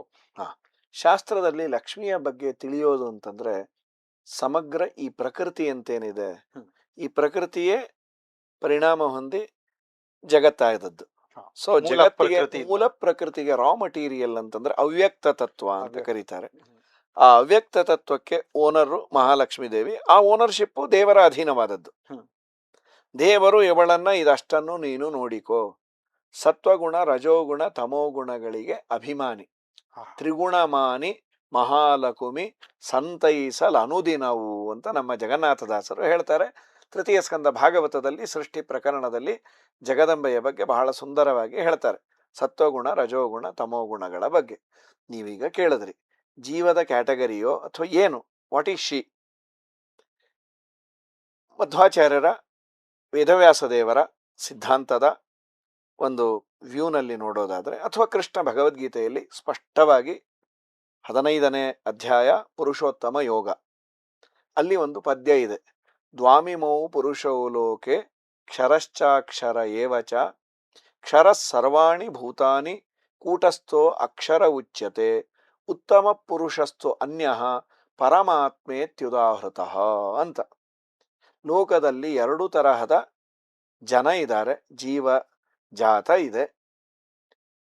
ಕ್ಷರ ಹಾಗೂ ಅಕ್ಷರ. ಪುರುಷರು ಅಂದ್ರೆ ದೇಹದಲ್ಲಿ ವಾಸ ಮಾಡಿದವರು, ಪುರದಲ್ಲಿ ಇರುವವರು. ಒಂದು ಕ್ಷರ ಅಂದ್ರೆ ಯಾರ ಶರೀರ ನಾಶ ಆಗತ್ತೆ, ನಾಶವಾಗುವ ಶರೀರದಲ್ಲಿರುವವರು ಒಂದು ಗುಂಪು. ಅಕ್ಷರ ಸಹಜವಾಗಿ ಆ ಅಂದ್ರೆ ಇಲ್ಲ, ಏನು ನಾಶ ಇಲ್ಲ, ನಾಶವಾಗದ ದೇಹ ಉಳ್ಳವರು ಒಂದು ಗುಂಪು. ಕ್ಷರಶ್ಚ ಅಕ್ಷರ ಏವಚ. ಕ್ಷರರ ಗುಂಪಿನಲ್ಲಿ ಯಾರ್ಯಾರು ಬರ್ತಾರೆ? ಬ್ರಹ್ಮದೇವರವರೆಗೂ, ಈವನ್ ಬ್ರಹ್ಮದೇವರ ದೇಹವು ನಾಶವಾಗುವ ದೇಹವೇ, ಸ್ವಲ್ಪ ಲೇಟಾಗಿ ನಾಶ ಆಗತ್ತೆ. ಹಾಗಾದ್ರೆ ನಾಶವಾಗದ ದೇಹ ಉಳ್ಳ ವ್ಯಕ್ತಿ ಯಾರು ಅಂತಂದ್ರೆ ಮುಕ್ತರು. ಆದ್ರೆ ಅವ್ರಿಗೆ ಒಂದಿನ ದೇಹ ಇತ್ತು, ಆದರೆ ಎಂದೂ ದೇಹ ಇಲ್ಲದೆ, ನಾಶವಾಗದೆ ಅಂದ್ರೆ ನಾಶವಾಗುವ ದೇಹ ಇಲ್ಲದೆ ನಾಶವಾಗದ ದೇಹವೇ ಇರುವ ಒಬ್ಬಳೇ ಒಬ್ಬಳು ಅಂದ್ರೆ ಮಹಾಲಕ್ಷ್ಮೀ ದೇವಿ. ಅಕ್ಷರ ಪುರುಷಳು ಅಂತ ಕರೀತಾರೆ. ಕೃಷ್ಣ ಹೇಳಿದ್ದು ಈ ಎರಡನ್ನೂ ಮೀರಿದವನು ನಾನು, ಉತ್ತಮ ಪುರುಷ, ಆದ್ರಿಂದ ಪುರುಷೋತ್ತಮ ಅಂತ. ಹಾಗಾಗಿ ಲಕ್ಷ್ಮೀದೇವಿ ಜೀವರ ಕ್ಯಾಟಗರಿಯಲ್ಲಿ ಬರೋದಿಲ್ಲ. ಜೀವರ ಕ್ಯಾಟಗರಿಯಿಂದ ಪ್ರಾರಂಭ ಆಗೋದು ಬ್ರಹ್ಮದೇವರಿಂದ. ಮತ್ತೆ ಲಕ್ಷ್ಮೀದೇವಿ ಅವಳು ಈಶಕೋಟಿ ಪ್ರವಿಷ್ಟಳು ಅಂತ ಕರೀತಾರೆ. ನಿತ್ಯ ಮುಕ್ತಳು, ನಿರ್ವಿಕಾರಳು. ಒಂದು ದಿನ ಮೋಕ್ಷ ಹೊಂದಿದ್ದಲ್ಲ, ಯಾವ ವಿಕಾರಗಳೂ ಇಲ್ಲ. ಆದ್ದರಿಂದ ಅವಳು ಅಕ್ಷರ ಪುರುಷಳು. ಸೊ ಇದು ಲಕ್ಷ್ಮಿಯ ಬಗ್ಗೆ ನಾವು ಉಪಾಸನೆ ಮಾಡಬೇಕಾದ್ರೆ ಅಕ್ಷರ ಪುರುಷಳು. ಸಾಧನೆಯನ್ನ ಮಾಡಿ ಮೋಕ್ಷ ಹೊಂದಬೇಕಾಗಿಲ್ಲ. ಅನಾದಿ ಕಾಲದಿಂದ ಅನಂತ ಕಾಲದವರೆಗೂ ಮುಕ್ತಳೇ ಆಗಿದ್ದಾಳೆ. ಪರಮಾತ್ಮನ ಮಡದಿ ಆದದ್ದು ಆಗಾಗ ಅವಳು ನಾವು ನೋಡಿಲ್ಲ ಅಂತ ಈ ಅಪ್ಪ ಅಮ್ಮನ 60 ವರ್ಷ ಶಾಂತಿ ಇದ್ದ ಹಾಗೆ. ಹೊಸದಾಗಿ ಲಕ್ಷ್ಮೀದೇವಿಯ ವಿವಾಹ ಅಂತ ಯಾವುದೂ ಇಲ್ಲ. ಸೀತೆಯಾಗಿ ಬಂದ್ಲು, ರಾಮನನ್ನ ಮದುವೆ ಆದ್ಲು, ಅವಳು ಲಕ್ಷ್ಮೀದೇವಿಯೇ ರುಕ್ಮಿಣಿಯಾಗಿ ಬಂದ್ಲು, ಕೃಷ್ಣನನ್ನ ಮದುವೆ ಆದ್ಲು, ಸಮುದ್ರ ಮಥನ ಮಾಡಿದಾಗ ಲಕ್ಷ್ಮೀದೇವಿಯಾಗಿ ಬಂದ್ಲು, ಆಗ ವಿವಾಹವನ್ನ ಆದ್ಲು. ನಮ್ಮ ನಿಮ್ಮೆಲ್ಲರ ವಿವಾಹ ಆಗ್ಲಿಕ್ಕೆ ಒಂದು ಮಟೀರಿಯಲ್ ಬೇಕಲ್ಲ ಅಂತ ತಾನು ಮದುವೆ ಮಾಡಲಿಂಗ್ ಮಾಡಿ ಈ ಕಥೆ ಓದ್ರಿ ನಿಮಗೂ ಮದುವೆ ಆಗತ್ತೆ ಅಂತ ಅಷ್ಟೇ ವಿನಃ ಹೊಸದಾಗಿ ಅವಳು ಮದುವೆ ಆದದ್ದು ಅಂತಿಲ್ಲ. ಇದು ಶ್ರೀತತ್ವ, ಲಕ್ಷ್ಮೀ ತತ್ವ. ಇದು ನಮಗೆ ಪುರಾಣಗಳು, ವೇದಗಳಲ್ಲಿ ತಿಳಿಸಿಕೊಟ್ಟಿರೋದು. ಪರಮಾತ್ಮನ ಜೊತೆಯಲ್ಲಿ ಶ್ರೀ ಹಾಗೂ ಭೂರೂಪದಿಂದ ಸದಾ ಇರ್ತಾಳೆ. ಶ್ರೀ ಭೂ ದುರ್ಗ 3 ರೂಪಗಳು. ಸಾಮಾನ್ಯವಾಗಿ ಹೇಳೋದು ಶ್ರೀರೂಪ, ಭೂರೂಪ. ಇವಳು ಶ್ರೀ ಅನ್ನೋದು ಆಭರಣವಾಗಿರ್ತಾಳಂತೆ ಪ್ರಳಯ ಕಾಲದಲ್ಲಿ. ಭೂರೂಪ ಪರಮಾತ್ಮನಿಗೆ ಆಲದೆಲೆ ಆಗಿರ್ತಾಳೆ. ದುರ್ಗಾರೂಪ ಕತ್ತಲಾಗಿ ಇದ್ದು ದೇವರನ್ನ ಸೇವೆ ಮಾಡ್ತಾ ಇರ್ತಾಳೆ. ದಾಸರ ಒಂದು ಪದ್ಯ ಇದೆ. ಪ್ರಳಯ ಕಾಲದಲ್ಲಿ ಆಲದೆಲೆಯ ಮೇಲೆ ಮಲಗಿದಾಗ ಹಲವು ಆಭರಣಗಳನ್ನು ಜಲವು ಆಗಿ ಜಾಣತನದಿ ಮರಳು ಮಾಡಿಕೊಂಡೆ ಎಲ್ಲೆ ಮಾಯಾದೇವಿಯೇ.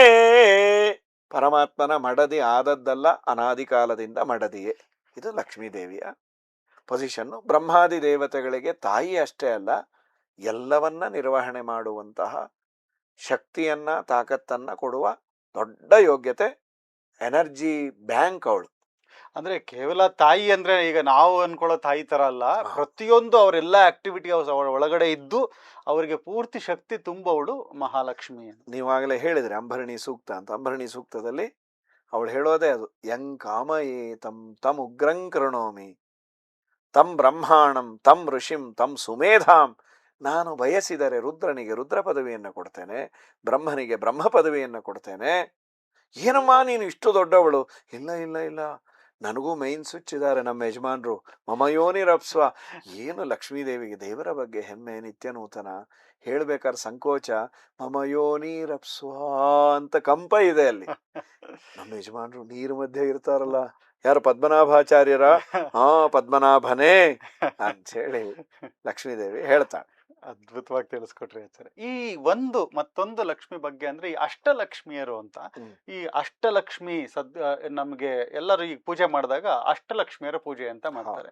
ಈ ಅಷ್ಟಲಕ್ಷ್ಮಿ ಬಗ್ಗೆ ಒಂದು ಕ್ವಿಕ್ ಆಗಿ ತಾವು ತಿಳಿಸ್ಕೊಡೋದು. ಅದೇ ಹೇಳದ್ನಲ್ಲ, ಮನುಷ್ಯನಿಗೆ ಬೇಕಾದಾಗ ಒಂದು ರೀತಿ 8 ದಿಕ್ಕುಗಳಲ್ಲಿ ನಮಗೆ ಜಯ ಇರ್ಲಿ, ಅಥವಾ ನನ್ನ ಜೀವನದಲ್ಲಿ ದಿಕ್ಕುಗಳು ಅಂತಂದ್ರೆ 8 ದಿಕ್ಕನ್ನು ನೋಡ್ತಾ ಕೂಡೋದು ಅಂತಲ್ಲ, ಎಲ್ಲ ತರಹದ ಸೌಖ್ಯ ಇರ್ಲಿ. ಸಂಪತ್ತೇ ಜೀವನ ಅಲ್ಲ, ಸಂಪತ್ತಿನ ನಂತರ ನೋಡ್ರಿ, ಮೊದಲನೇದು ಸಂಪತ್ತಿನ ರೂಪದಿಂದ ಬರೋದು ಧನಲಕ್ಷ್ಮಿ. ಧನಲಕ್ಷ್ಮಿ. ಧಾನ್ಯ ಬೇಕು. ಧಾನ್ಯ ಇಲ್ಲದ ಧನ ವೇಸ್ಟ್. ಅದು ಧಾ ಆದ್ಮೇಲೆ ಧಾ ಆಗ್ಬೇಕದು. ಧಾ ಆದ್ಮೇಲೆ ಧಾನ್ಯ ಲಕ್ಷ್ಮಿ. ಇದಾಯ್ತು. ಧನ ಇದೆ, ಧಾನ್ಯ ಇದೆ. ನನಗೆ ಮದುವೆ ಇಲ್ಲ, ಮಕ್ಕಳಾಗಿಲ್ಲ ಅಂದ್ರೆ ಅದಕ್ಕೆ ಲಕ್ಷ್ಮೀದೇವಿ ನನ್ನ ಮನೆಗೆ ಸಂತಾನ ಲಕ್ಷ್ಮಿಯಾಗಿ ಬರಬೇಕು. ನನಗೆ ಒಳ್ಳೆ ಒಳ್ಳೆ ಸಂತಾನವೇ ಸಂಪತ್ತಾಗುವಂತ ಹೇಳಿಕೊಳ್ಬೇಕು. ಸಾರ್, ನನಗೆ ಮನೆ ಮಠ ಏನು ಇಲ್ಲದೆ ಇದ್ರು ಪರವಾಗಿಲ್ಲ ಸರ್, ನನ್ನ ಮಕ್ಕಳೇ ನನಗೆ ಆಸ್ತಿ. ಇದು ಹಿಂದಿ ಸ್ಲೋಗನ್ ಇತ್ತು ಸರ್. ನನಗೇನಿಲ್ಲ ಅಂತ ಕೊರತೆ ಇಲ್ಲ ರೀ, ಚಿನ್ನದಂತ ಮಕ್ಕಳಿದ್ದಾರೆ. ನಾನು ಹಾಕಿದ ಗೆರೆ ದಾಟಲ್ಲ. ಈ ಗೆರೆ ಹಾಕೋದ್ರಲ್ಲಿ ಇರೋದೇ ಇಲ್ಲ ಆಸಾಮಿಗಳು. ಅಲ್ಲ ನೋಡಿ, ಯಾವ ಸಂಪತ್ತೆಲ್ಲ ಹೊಟ್ಟೋಗ್ತಾ ಇದೆ, ಹೋಗಿಬಿಟ್ಟಿದೆ. ದುಡ್ಡಿದೆ, ಆದ್ರೆ ಮಕ್ಕಳು ಮಾತು ಕೇಳಲ್ಲ. ದುರಂತ ಏನು ಅಂದ್ರೆ ಇದಿದ್ದಕ್ಕೆ ಅದು ಹೋಗಿದ್ದು ಅನ್ನೋದು ಗೊತ್ತಾಗಿಲ್ಲದೆ ಲಕ್ಷ್ಮೀದೇವಿ ಅಂತ alternate, either you choose this one or choose that one ಅಂತ. ಯಾವ ಚೂಸ್ ಅನ್ ದಟ್ ಒನ್ ಅವರು ಹೊರಟು ಬಿಟ್ರು. ಸಂತಾನ ಲಕ್ಷ್ಮಿ, ಸಂತಾನ ಲಕ್ಷ್ಮಿ.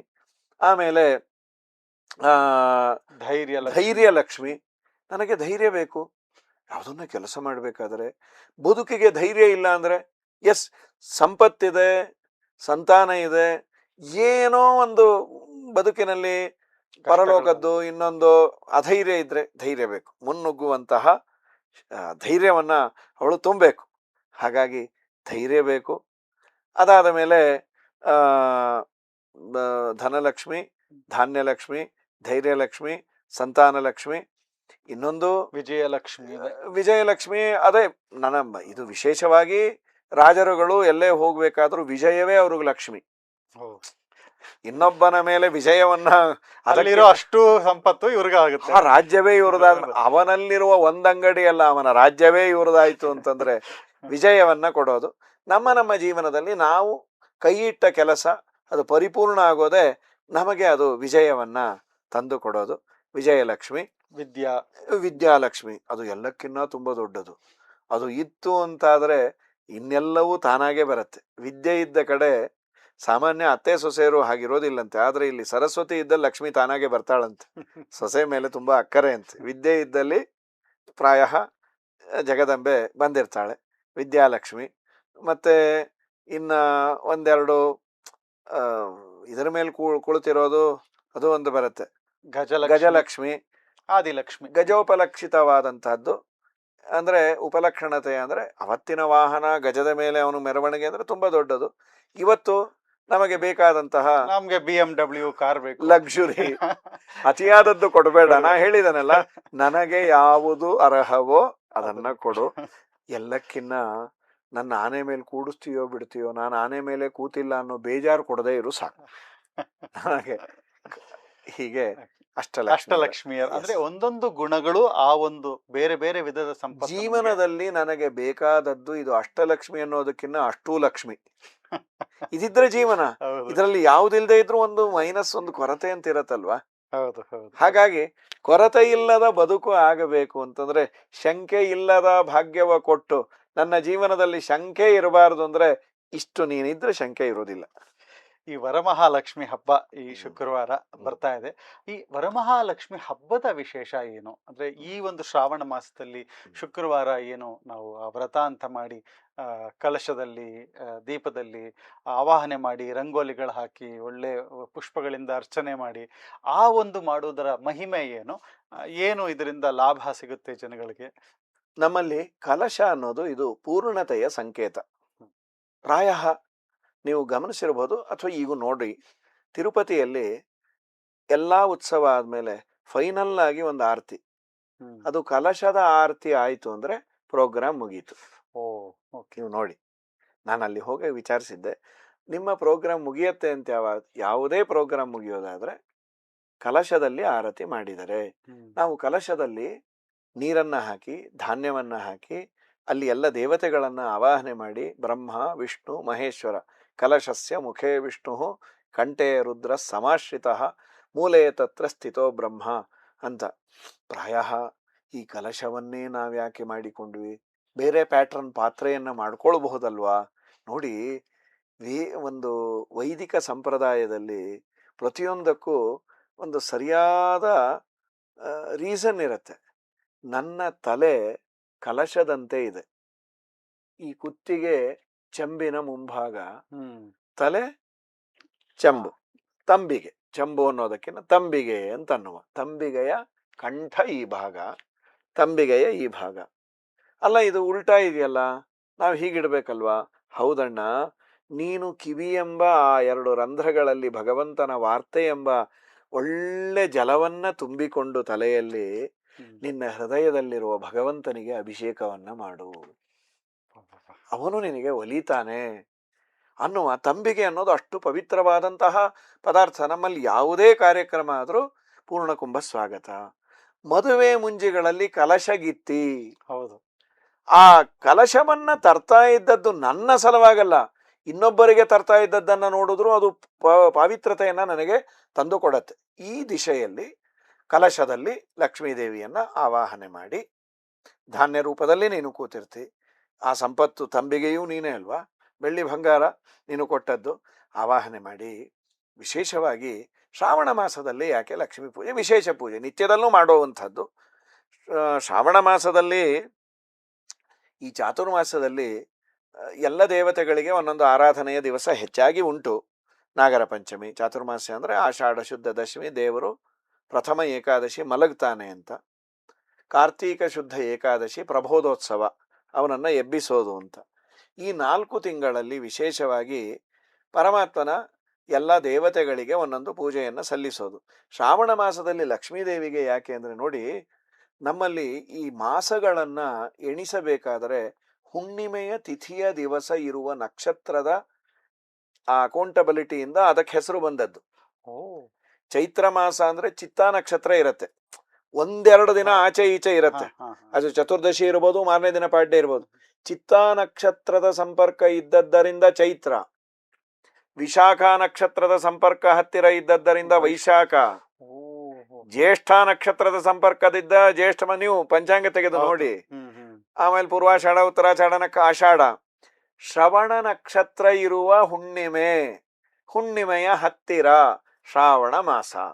ಸರಿ, ಏನು ಶ್ರಾವಣ ಮಾಸ ಅಂತ ಬರಲಿ, ಶ್ರವಣ ನಕ್ಷತ್ರಕ್ಕೆ ಅಭಿಮಾನಿ ವಿಷ್ಣು. ಎಲ್ಲವೂ ಅವನದ್ದೇ ಮನೆ, ಯಜಮಾನನದ್ದೇ. ತನ್ನದೇ ಆದ ಒಂದು ರೂಮ್ ಅಂತ ಇಟ್ಕೊಂಡಿರ್ತಾನಲ್ವಾ, ಹಾಗೆ ಇಡೀ ಪ್ರಪಂಚವೇ ಅವಂದಾದ್ರು, 27 ನಕ್ಷತ್ರಗಳಿಗೂ ದೇವರೇ ನಿಯಾಮಕನಾದ್ರು, ಒಂದೊಂದು ನಕ್ಷತ್ರಕ್ಕೆ ಒಬ್ಬೊಬ್ಬ ದೇವತೆಯನ್ನ ಅಭಿಮಾನಿ ಮಾಡಿದ್ದಾನೆ. ಒಂದು ನಕ್ಷತ್ರ ತನಗೆ ಇಟ್ಕೊಂಡಿದ್ದಾನೆ, ಅದ್ಯಾವುದು? ಶ್ರವಣ ನಕ್ಷತ್ರ. ಪ್ರಾಯ ಮಧ್ವ ಪರಂಪರೆಯಲ್ಲಿ ವಿಷ್ಣು ಪಂಚಕ ವ್ರತವನ್ನ ಮಾಡಿದಾಗ ನಾವು ಶ್ರವಣದ ಉಪವಾಸವನ್ನ ಮಾಡ್ತೀವಿ. ಯಾಕೆ ಶ್ರವಣ ನಕ್ಷತ್ರವೇ ಮಾಡಬೇಕು? ವಿಷ್ಣು ಉಪವಾಸ, ಅದು ವಿಷ್ಣು ಪಂಚಕ, ವಿಷ್ಣುವಿನ ಪ್ರೀತಿಗಾಗಿ. ವಿಷ್ಣುವೇ ಅದಕ್ಕೆ ಅಭಿಮಾನಿ. ಜೊತೆಯಲ್ಲಿ ವಿಷ್ಣು ಹೇಳೋದೇನು ಗೊತ್ತಾ? ನಾನು ನಿನಗೆ ಸಿಗಬೇಕಾದ್ರೆ ನಿನ್ನ ಶ್ರವಣೇಂದ್ರಿಯ ನನಗೆ ಕೊಡು. ಆತ್ಮಾವಾರೇ ದ್ರಷ್ಟವ್ಯಶ್ಚೇತ್ ಶ್ರೋತವ್ಯ, ಶ್ರವಣ ಮನಕಾನಂದವೀವುದು. ಆದ್ದರಿಂದ ನೀನು ವಿಷ್ಣು ಅದಕ್ಕೆ ಅಭಿಮಾನಿ. ಶ್ರಾವಣ ಮಾಸ ಲಕ್ಷ್ಮೀದೇವಿ ಅಂದ್ಲು, ನನ್ನ ಗಂಡನೇ ಅಭಿಮಾನಿಯಾದ ಆ ತಿಂಗಳಲ್ಲೇ ನನ್ನ ವ್ರತವನ್ನು ಮಾಡಿಬಿಡಿ ಅನ್ನೋದಕ್ಕೆ ನೋಡಿ. ಈ ಶುಕ್ರವಾರ ಪೂಜೆ ಮಾಡ್ತೇವೆ, ಶ್ರಾವಣದಲ್ಲಿ ಯಾವ ಶುಕ್ರವಾರ ಬೇಕಾದ್ರೆ ಮಾಡಬಹುದಾ? ಲಕ್ಷ್ಮೀದೇವಿ ಪೂಜೆಯನ್ನ ಮಾಡ್ತಾರೆ. ವರಮಹಾಲಕ್ಷ್ಮಿ ಮಾಡೋದು ಹುಣ್ಣಿಮೆಯ ಹತ್ತಿರ ಇರುವ ಶುಕ್ರವಾರ. ಯಾಕೆಂದ್ರೆ ನನ್ನ ಗಂಡನ ಹತ್ತಿರದಲ್ಲೇ ಮಾಡಿ, ಹತ್ತಿರದಲ್ಲ, ನನ್ನ ಗಂಡನನ್ನ ಹತ್ತಿದಾಗೆ ಮಾಡಿ, ಹತ್ತಿಕೊಂಡೇ ನಾನಿರ್ತೇನೆ ಪಕ್ಕದಲ್ಲೇ, ನಿತ್ಯಾಭಿಯೋಗಿನಿ. ಈ ದೃಷ್ಟಿಯಿಂದ ಶ್ರಾವಣ ಮಾಸದಲ್ಲಿ ಈ ಒಂದು ವರಮಹಾಲಕ್ಷ್ಮಿ ವ್ರತವನ್ನ ಆಚರಣೆ ಮಾಡುವ ಪದ್ಧತಿ ಬಂದಿದೆ. ಆಚಾರ್ಯ, ವರಮಹಾಲಕ್ಷ್ಮಿ ವ್ರತದ ಬಗ್ಗೆ ಅದರ ಮಹಿಮೆ ತಿಳಿಸಿದ್ರಿ. ಆ ಕಳಶದ್ದು ತುಂಬಾ ಚೆನ್ನಾಗಿ ತಿಳಿಸ್ಕೊಟ್ರಿ. ಅನುಸಂಧಾನ, ನಮ್ಮ ಒಂದು ಏನು ಶಿರಾನೇ ಒಂದು ಕಳಶ ಅನ್ನೋ ತರ. ಆಕ್ಚುಲಿ ಆ ಶ್ರವಣ ಮಾಸದ ಒಂದು ಆ ವಿಷ್ಣುವಿನ ದ್ಯೋತಕ ಅನ್ನೋದನ್ನ ತಿಳಿಸ್ಕೊಟ್ರಿ. ಆದ್ರೆ ಕೇಳಿಸ್ಕೊಳ್ಳೋದೇ ಮುಖ್ಯ, ನಮ್ಗೆಲ್ಲ ಸಾಧನೆಗೆ ಶ್ರವಣನೇ ಮುಖ್ಯ ಅನ್ನೋದನ್ನ ತಿಳಿಸ್ಕೊಟ್ರಿ. ಈಗ ಇನ್ನೊಂದು ಪ್ರಶ್ನೆ ಏನಂದ್ರೆ, ಈ ಪೂಜೆ ಮಾಡುವಾಗ ವರಮಹಾಲಕ್ಷ್ಮಿ ಪೂಜೆ ಸಾಮಾನ್ಯ ನಾವು ಕಳಶ ಇಡ್ತೀವಿ, ಅದಕ್ಕೊಂದು ಲಕ್ಷ್ಮೀದೊಂದು ಮುಖವಾಡ ಎಲ್ಲ ಹಾಕಿ ಪೂಜೆ ಮಾಡ್ತೀವಿ. ಸಾಮಾನ್ಯವಾಗಿ ಜನರು ಅಂದ್ರೆ ಹೆಚ್ಚು ಯಾರು ತಿಳ್ಕೊಂಡಿದ್ದಾರೆ ಸಾತ್ವಿಕರು, ಅವರು ವಿಷ್ಣುವಿನ ಜೊತೆಗೆ ಮಾಡ್ತಾರೆ. ವಿಷ್ಣುವಿನ ಜೊತೆಗೆ ಇಡ್ಬೇಕಾ, ವಿಷ್ಣುವಿನ ಮೂರ್ತಿನೂ ಇಡ್ಬೇಕಾ, ಇಲ್ಲ ಬರೀ ಲಕ್ಷ್ಮಿಯನ್ನ ಇಟ್ಟು ಪೂಜೆ ಮಾಡಿದ್ರೆ ಒಳ್ಳೇದಾ, ಮಾಡ್ಬೇಕಾ ಮಾಡಬಾರ್ದಾ ಅಂತ? ನನ್ನ ಅಭಿಪ್ರಾಯದಲ್ಲಿ ನಾನು ಗಮನಿಸಿದ ಕೆಲವು ಹಳೆ ತಲೆಗಳನ್ನ ನೋಡಿದಾಗ, ನಮ್ಮಲ್ಲಿ ಅವರು ಸಪರೇಟ್ ಆಗಿ ಲಕ್ಷ್ಮೀ ಪೂಜೆಯನ್ನು ಮಾಡ್ತಾನೆ ಇರಲಿಲ್ಲ. ಕಲಶ ಇಟ್ಟರು ಮಹಾಲಕ್ಷ್ಮಿ ವರಮಹಾಲಕ್ಷ್ಮಿ ದೇವರ ಪೂಜೆಯ ಜೊತೆಯಲ್ಲೇ ಮಾಡಿ ಬಿಡೋರು. ಯಾಕೆಂದ್ರೆ ಲಕ್ಷ್ಮಿಗೆ ಪರಮಾತ್ಮನನ್ನ ಬಿಟ್ಟು ಪೂಜೆ ಮಾಡಿದರೆ ಬೇಜಾರಾಗತ್ತೆ ಅಂತ ಅವಳೇ ಹೇಳಿಕೊಂಡದ್ದರಿಂದ ಹಾಗೆ ಮಾಡೋರು. ಇನ್ನ ಹೆಣ್ಣು ಮಕ್ಕಳು ನಾವು ಮಾಡುವ ಪೂಜೆ ನಮಗೆ ಆದ್ಯತೆ ಕೊಟ್ಟೇ ಇಲ್ಲ ಅಂತ ಅವಶ್ಯವಾಗಿ ಹೆಣ್ಣು ಮಕ್ಕಳು ಸುಮಂಗಲಿ ಸ್ತ್ರೀಯರು ಮಾಡುವ ಪೂಜೆ. ನೀವು ಕೇಳಿದಂತೆ ಅತ್ಯವಶ್ಯಕವಾಗಿ ಪರಮಾತ್ಮನ ಪ್ರತೀಕವನ್ನ ಇಡದೇ ಇದ್ರು, ಇಟ್ರೆ ಒಳ್ಳೆಯದು. ಇಡದೇ ಇದ್ರು ಕಲಶದಲ್ಲಿ, ಕಲಶಸ್ಯ ಮುಖೇ ವಿಷ್ಣು ಕಂಠೇ ರುದ್ರ ಸಮಾಶ್ರಿತಃ ಮೂಲೆ ತತ್ರ ಸ್ಥಿತೋ ಬ್ರಹ್ಮ. ಕಲಶಸ್ಯ ಮುಖೇ ವಿಷ್ಣು, ಮುಖದಲ್ಲಿ ವಿಷ್ಣು ಇದ್ದಾನೆ. ವಿಷ್ಣು ಇದ್ದಲ್ಲೇ ಲಕ್ಷ್ಮೀದೇವಿ ಬರೋದು ಅನ್ನುವ ಅನುಸಂಧಾನವನ್ನ ಮಾಡಿ ಲಕ್ಷ್ಮೀನಾರಾಯಣರ ಪೂಜೆ ಅಂತಾನೆ ನಾವು ಮಾಡ್ಬೇಕಿದನ್ನ. ಇರ್ಲಿ, ವರಮಹಾಲಕ್ಷ್ಮಿ ಅಂತ ಅದಕ್ಕೆ ಟೈಟಲ್ ಕೊಟ್ರು. ಆ ವರ ಇದಾನಲ್ಲ ನಾರಾಯಣ, ಇಲ್ಲಿ ವರಮಹಾಲಕ್ಷ್ಮಿ ಅನ್ನೋದಕ್ಕಿನ್ನ ಅವನು ವರ. ಶ್ರೇಷ್ಠನಾದ ದೇವರು, ಅವನ ಜೊತೆ ಇರುವ ಲಕ್ಷ್ಮಿ, ವರಮಹಾಲಕ್ಷ್ಮಿ. ಲಕ್ಷ್ಮೀನಾರಾಯಣ ವ್ರತ ಅಂತಾನೆ ಅರ್ಥ ಅದು. ವರ ಅಂದ್ರೆ ಅವನೇ ವರ, ಲಕ್ಷ್ಮಿಯ ವರ ಯಾರು ಅಂದ್ರೆ ಅವನೇ. ಹಾಗಾಗಿ ಲಕ್ಷ್ಮೀನಾರಾಯಣರ ವ್ರತ ಅಂತ ಅನುಸಂಧಾನ ಮಾಡಿದರೇನೆ ಲಕ್ಷ್ಮೀ ಪ್ರೀತಳಾಗ್ತಾಳೆ. ಅದನ್ನು ಮಾಡಿದರೆ ಮಾಡಲೇಬೇಕು, ಮಾಡಿದರೆ ತುಂಬಾ ಒಳ್ಳೆಯದು. ಇನ್ನೊಂದು ತುಂಬಾ ಮುಖ್ಯವಾದ ಪ್ರಶ್ನೆ ಆಚಾರ್ಯ, ಇವಾಗ ಸಾಮಾನ್ಯವಾಗಿ ನಾವು ಲಕ್ಷ್ಮೀ ಕಟಾಕ್ಷ ನಮಗಾಗಬೇಕು ಅಂದ್ರೆ ಅವಳು ನಮ್ಮನ್ನ ನೋಡ್ಬೇಕು ಅಂದ್ರೆ ನಮ್ಮನ್ನ ಆ ಸಂಪತ್ತು ಎಲ್ಲ ಏನು ಅಷ್ಟೈಶ್ವರ್ಯ ಇದೆ ಅದೆಲ್ಲ ನಮಗೆ ಸಿಗ್ಬೇಕು ಅಂತ ಬಹಳ ಜನ ಬೇರೆ ಬೇರೆ ತರ ಕಷ್ಟಪಡ್ತಾರೆ. ಕೆಲವರು ಯಾವ್ಯಾವ್ದೋ ವ್ರತಗಳು ಮಾಡ್ತಾರೆ, ಹೋಮಗಳು ಮಾಡ್ತಾರೆ, ಏನಾದ್ರೂ ಮಾಡಿ ನನ್ನ ಸಾಲ ಈ ಋಣಗಳ ಬಾಧೆಗಳೆಲ್ಲ ಹೋಗ್ಬೇಕು ಅಂತ ಬಹಳಷ್ಟು ತರದ್ ಮಾಡ್ತಾರೆ. ಆದ್ರೆ ಅದಕ್ಕೇನಾದ್ರೂ ಉಪಾಯ ಇದೆಯಾ? ಈ ಲಕ್ಷ್ಮಿಯನ್ನ ಒಲಿಸ್ಕೊಳ್ಬೇಕು ಅಂದ್ರೆ ಅಂದ್ರೆ ಅವಳ ಒಂದು ಅವಳ ಕೃಪಾ ಕಟಾಕ್ಷ ನಮ್ಗೆ ಆಗಬೇಕು ಅಂದ್ರೆ ಏನನ್ನ ಮಾಡಿದ್ರೆ, ಇದೊಂಥರ $1,000,000 ಪ್ರಶ್ನೆ, ಅಂದ್ರೆ ನಿಜವಾಗಿ ಡಾಲರ್ ಪ್ರಶ್ನೆ ಇದು. ಸೊ ಇದಕ್ಕೆ ಏನು ಉಪಾಯ ಇದೆ? ಯಾವ ತರ ನಾವು ಆ ಸಂಪತ್ತನ್ನ ಕಳಿಸ್ಬೇಕಾದ್ರೆ ಆ ಮಹಾಲಕ್ಷ್ಮಿಯ ಕೃಪಾ ಕಟಾಕ್ಷ ಹೇಗೆ ನಾವು ಸಂಪಾದನೆ ಮಾಡೋದಕ್ಕೆ ಸಾಧ್ಯ ಅಂತ? ನಿಮ್ಮ ಅಭಿಪ್ರಾಯ, ಒಂದು ಲಕ್ಷ್ಮೀದೇವಿ ನಮ್ಮ ಮನೆಯಲ್ಲೇ ಇರಬೇಕಾದ್ರೆ ಅಥವಾ ನನಗೆ ಹೊಸದಾದ ಈ ಲಿಯಬಿಲಿಟೀಸ್ ಎಲ್ಲ ಹೋಗಬೇಕಾದ್ರೆ ಏನು ಮಾಡಬೇಕು ನೋಡಿ. ನಮ್ಮ ಹಿರಿಯರು ಈ ಪ್ರಶ್ನೆಗಳನ್ನೆಲ್ಲ ಎತ್ತಿಕೊಂಡು ಆಲ್ರೆಡಿ ಅದಕ್ಕೆ ಉತ್ತರವನ್ನು ಕೊಟ್ಟಿದ್ದಾರೆ. ಮಹಾಭಾರತದಲ್ಲಿ ಒಂದು ಪ್ರಸಂಗ, ಇಂದ್ರದೇವರಿಗೂ ಮಹಾಲಕ್ಷ್ಮಿಗೂ ಆದ ಸಂವಾದ. ಇದು ನೋಡಿ, ನನ್ನನ್ನು ಕೇಳಿದರೆ ನಾನು ಉತ್ತರ ಕೊಟ್ಟರೆ ಅದು ಲಕ್ಷ್ಮೀದೇವಿಗೆ ಸಮ್ಮತ ಹೌದೋ ಇಲ್ಲೋ ಅನ್ನೋ ಡೌಟ್ ಇದ್ದೇ ಇರುತ್ತೆ ಕೇಳುಗರಿಗೆ. ಏನೋ ಆಚಾರ್ಯರ ಮೇಲೆ ಗೌರವ ಇದ್ದವರು ಹೌದಪ್ಪ ಮಾಡುವ ಅಂತ ಮಾಡ್ತಾರೆ. ಆದರೆ ನಾನು ಯಾರನ್ನ ಒಲಿಸಿಕೊಳ್ಳಬೇಕೋ ಆ ಲಕ್ಷ್ಮೀದೇವಿಯೇ ಈ ತರಹ ನೀನಿದ್ರೆ ನಿನ್ನ ಮನೇಲಿ ಇರ್ತೇನೆ ಅಂದಾಗ ಅದಕ್ಕೆ ವ್ಯಾಲ್ಯೂ ಹೆಚ್ಚು. ಹೌದು. ಸೊ ಈ ಸಂವಾದ ರೂಪದಲ್ಲಿ ನಮಗೆ ಮಹಾಭಾರತ ತಿಳಿಸಿಕೊಟ್ಟದ್ದೇನು ಅಂದ್ರೆ, ಇಂದ್ರನ ಸಂಪತ್ತೆಲ್ಲ ಹೋಗಿತ್ತು, ಬಲಿಯ ಮನೆಯಲ್ಲಿ ಬಂದಿತ್ತು. ಬಲಿಯ ಮನೆಯಲ್ಲಿ ಇಂದ್ರದೇವರು ಪುಟ್ಟ ಸೇವಕನಾಗಿ ಸೇವೆ ಮಾಡ್ತಾ ಇದ್ರು. ಬಲಿ ಕೇಳ್ತಾನೆ, ನಿನಗೇನ್ ಬೇಕು? ನಿನ್ನ ಸೇವೆಯಿಂದ ನಾನು ಸಂತುಷ್ಟನಾಗಿದ್ದೇನೆ ಅಂದಾಗ ನಿನ್ನ ಶೀಲ ಕೊಡು ಅಂತ. ಆ ಶೀಲ ಕೊಟ್ಟ ಕೂಡಲೇ ಅವನು ನಡಗಿ ಹೋದ. ಏನು ಶೀಲ ಅಂದ್ರೆ, ಅದಕ್ಕೆ ಮಹಾಭಾರತ ಹೇಳೋದೇನು ಗೊತ್ತಾ? ಸಜ್ಜನರು ಸಭ್ಯರು ಇರುವ ಸ್ಥಳದಲ್ಲಿ ಯಾವ ಕೆಲಸವನ್ನ ಮಾಡಿದರೆ ತಲೆ ತಗ್ಗಿಸುತ್ತಾರೆ ಅದು ಶೀಲ ಇಲ್ಲ ಅವನಿಗೆ. What ever it is. ನಮಗೆ ಶೀಲ ಅಂದ್ರೆ ಬರೀ ಕೇವಲ ಬಟ್ಟೆಯದ್ದು ಮಾತ್ರ ಇದೆ, ಬಟ್ಟೆ ಅಂತಲ್ಲ. 10 ಜನ ಸಭ್ಯರಿದ್ದಲ್ಲಿ ನಮ್ಮ ನಡೆನುಡಿಗಳು ಹುಚ್ಚುಚ್ಚು ಮಾತಾಡೋದು, ಹುಚ್ಚುಚ್ಚಾಗಿ ಊಟ ಮಾಡೋದು, ಏನೋ ಶಬ್ದ ಮಾಡಿಕೊಂಡು 4 ಕಡೆ ಸಿಡಿಸಿಕೊಂಡು ನನ್ನ ಮನೆ ನನ್ನ ಇಷ್ಟ, ಇದೊಂದು ವೆರೈಟಿ. ಹೀಗೆ ಇವತ್ತು ಯಾರು ಕ್ವಶನ್ ಮಾಡೋ ಹಾಗಿಲ್ಲ. ಅದಕ್ಕೆ ನಾ ಹೇಳ್ತಾ ಏನಿಲ್ಲ, ಸಭ್ಯ ಸಜ್ಜನರು ತಲೆದಗ್ಗುವಂತ ಕೆಲಸ ಮಾಡಿದರೆ ಅವನಿಗೆ ಶೀಲ ಇಲ್ಲ. ಅದು ಯಾವ ಫೀಲ್ಡ್ ಬೇಕಾದ್ರೆ ಆಗ್ಬಹುದು. ಅಲ್ಲಿ ಒಂದೆರಡು ಮಾತುಗಳು, ಎಲ್ಲವನ್ನ ಹೇಳಲಿಕ್ಕೆ ಬಹಳ ಇದೆ, ಎಲ್ಲವೂ ಅಡಾಪ್ಟ್ ಮಾಡಿಕೊಳ್ಳಿಕ್ಕೆ ಆಗೋದಿಲ್ಲ. ಕೆಲವನ್ನ ನಾವು ಮಾಡಿಕೊಳ್ಳಲೇಬೇಕು. ಲಕ್ಷ್ಮೀದೇವಿ ಹೇಳ್ತಾಳೆ, ಯಾರ ಮನೆಯಲ್ಲಿ ನಾನು ಇರ್ತೇನೆ, ಯಾರ ಮನೆಯಲ್ಲಿ ನಾನು ಇರೋದಿಲ್ಲ ಅನ್ನೋದನ್ನ ತುಂಬಾ ಹೇಳ್ತಾಳ್ರಿ. ಸ್ವಧರ್ಮ ಮನುತಿಷ್ಠಸ್ತು ಧೈರ್ಯಾತ್ ಅಚಲಿತೇಶು ಚ ಸ್ವರ್ಗ ಮಾರ್ಗಾಭಿರಾಮೇಶು. ನಾನು ಯಾರು ಸ್ವಧರ್ಮವನ್ನ ಆಚರಣೆ ಮಾಡ್ತಾ ಇದ್ದಾರೆ ಅವರ ಮನೆಯಲ್ಲಿ ವಿಶೇಷವಾಗಿ ಇರ್ತೇನೆ. ಸ್ವಲ್ಪ ಸ್ವಧರ್ಮಾಚರಣೆ ಮಾಡಬೇಕಾದ ಕಷ್ಟ ಇದೆ, ಆದರೆ ಧೈರ್ಯದಿಂದ ಎದೆಗೆ ಗುಂದದೆ ಮಾಡ್ತಾರೆ ಅವರ ಮನೆಯಲ್ಲಿ. ಇನ್ನು ಕೆಲವೊಂದು ರಾತ್ರಿ ಮೊಸರು ತಿನ್ನದೇ ಇರೋರ್ ಮನೇಲಿ ಇರ್ತೀನಿ ಅಂತಾಳೆ. ಮಜ್ಜಿಗೆಯನ್ನ ತಿನ್ನಿ, ನನಗೆ ಶ್ರೀಮಂತಿಕೆ ಇರಬಹುದು, ಮೊಸರು ತಿನ್ಬೇಡಿ. ಲಕ್ಷ್ಮೀದೇವಿ ನಿಮ್ಮ ಮನೆಯಿಂದ ಹೋಗಿ ಬಿಡ್ತಾಳೆ. ಕಲ್ಯಂ ಘೃತಂ ಚಾನ್ವವೇಕ್ಷನ್ ರಾತ್ರೌ ದದಿತ ಸಕ್ತೂಂಶ್ಚ ನಿತ್ಯಮೇವ ವ್ಯವರ್ಜಯನ್. ರಾತ್ರಿ ಕಾಲದಲ್ಲಿ ಯಾರು ಮೊಸರನ್ನ ತಿನ್ನೋದಿಲ್ಲ ಅವರ ಮನೆಯಲ್ಲೇ ಇರ್ತೇನೆ. ಇದು ನಾವು ಇಂಪ್ಲಿಮೆಂಟ್ ಮಾಡ್ಕೋಬಹುದು. ಮೊಸರು ಬೇಕು ಅಂದ್ರೆ ಬೆಳಗ್ಗೆ ತಿನ್ನು.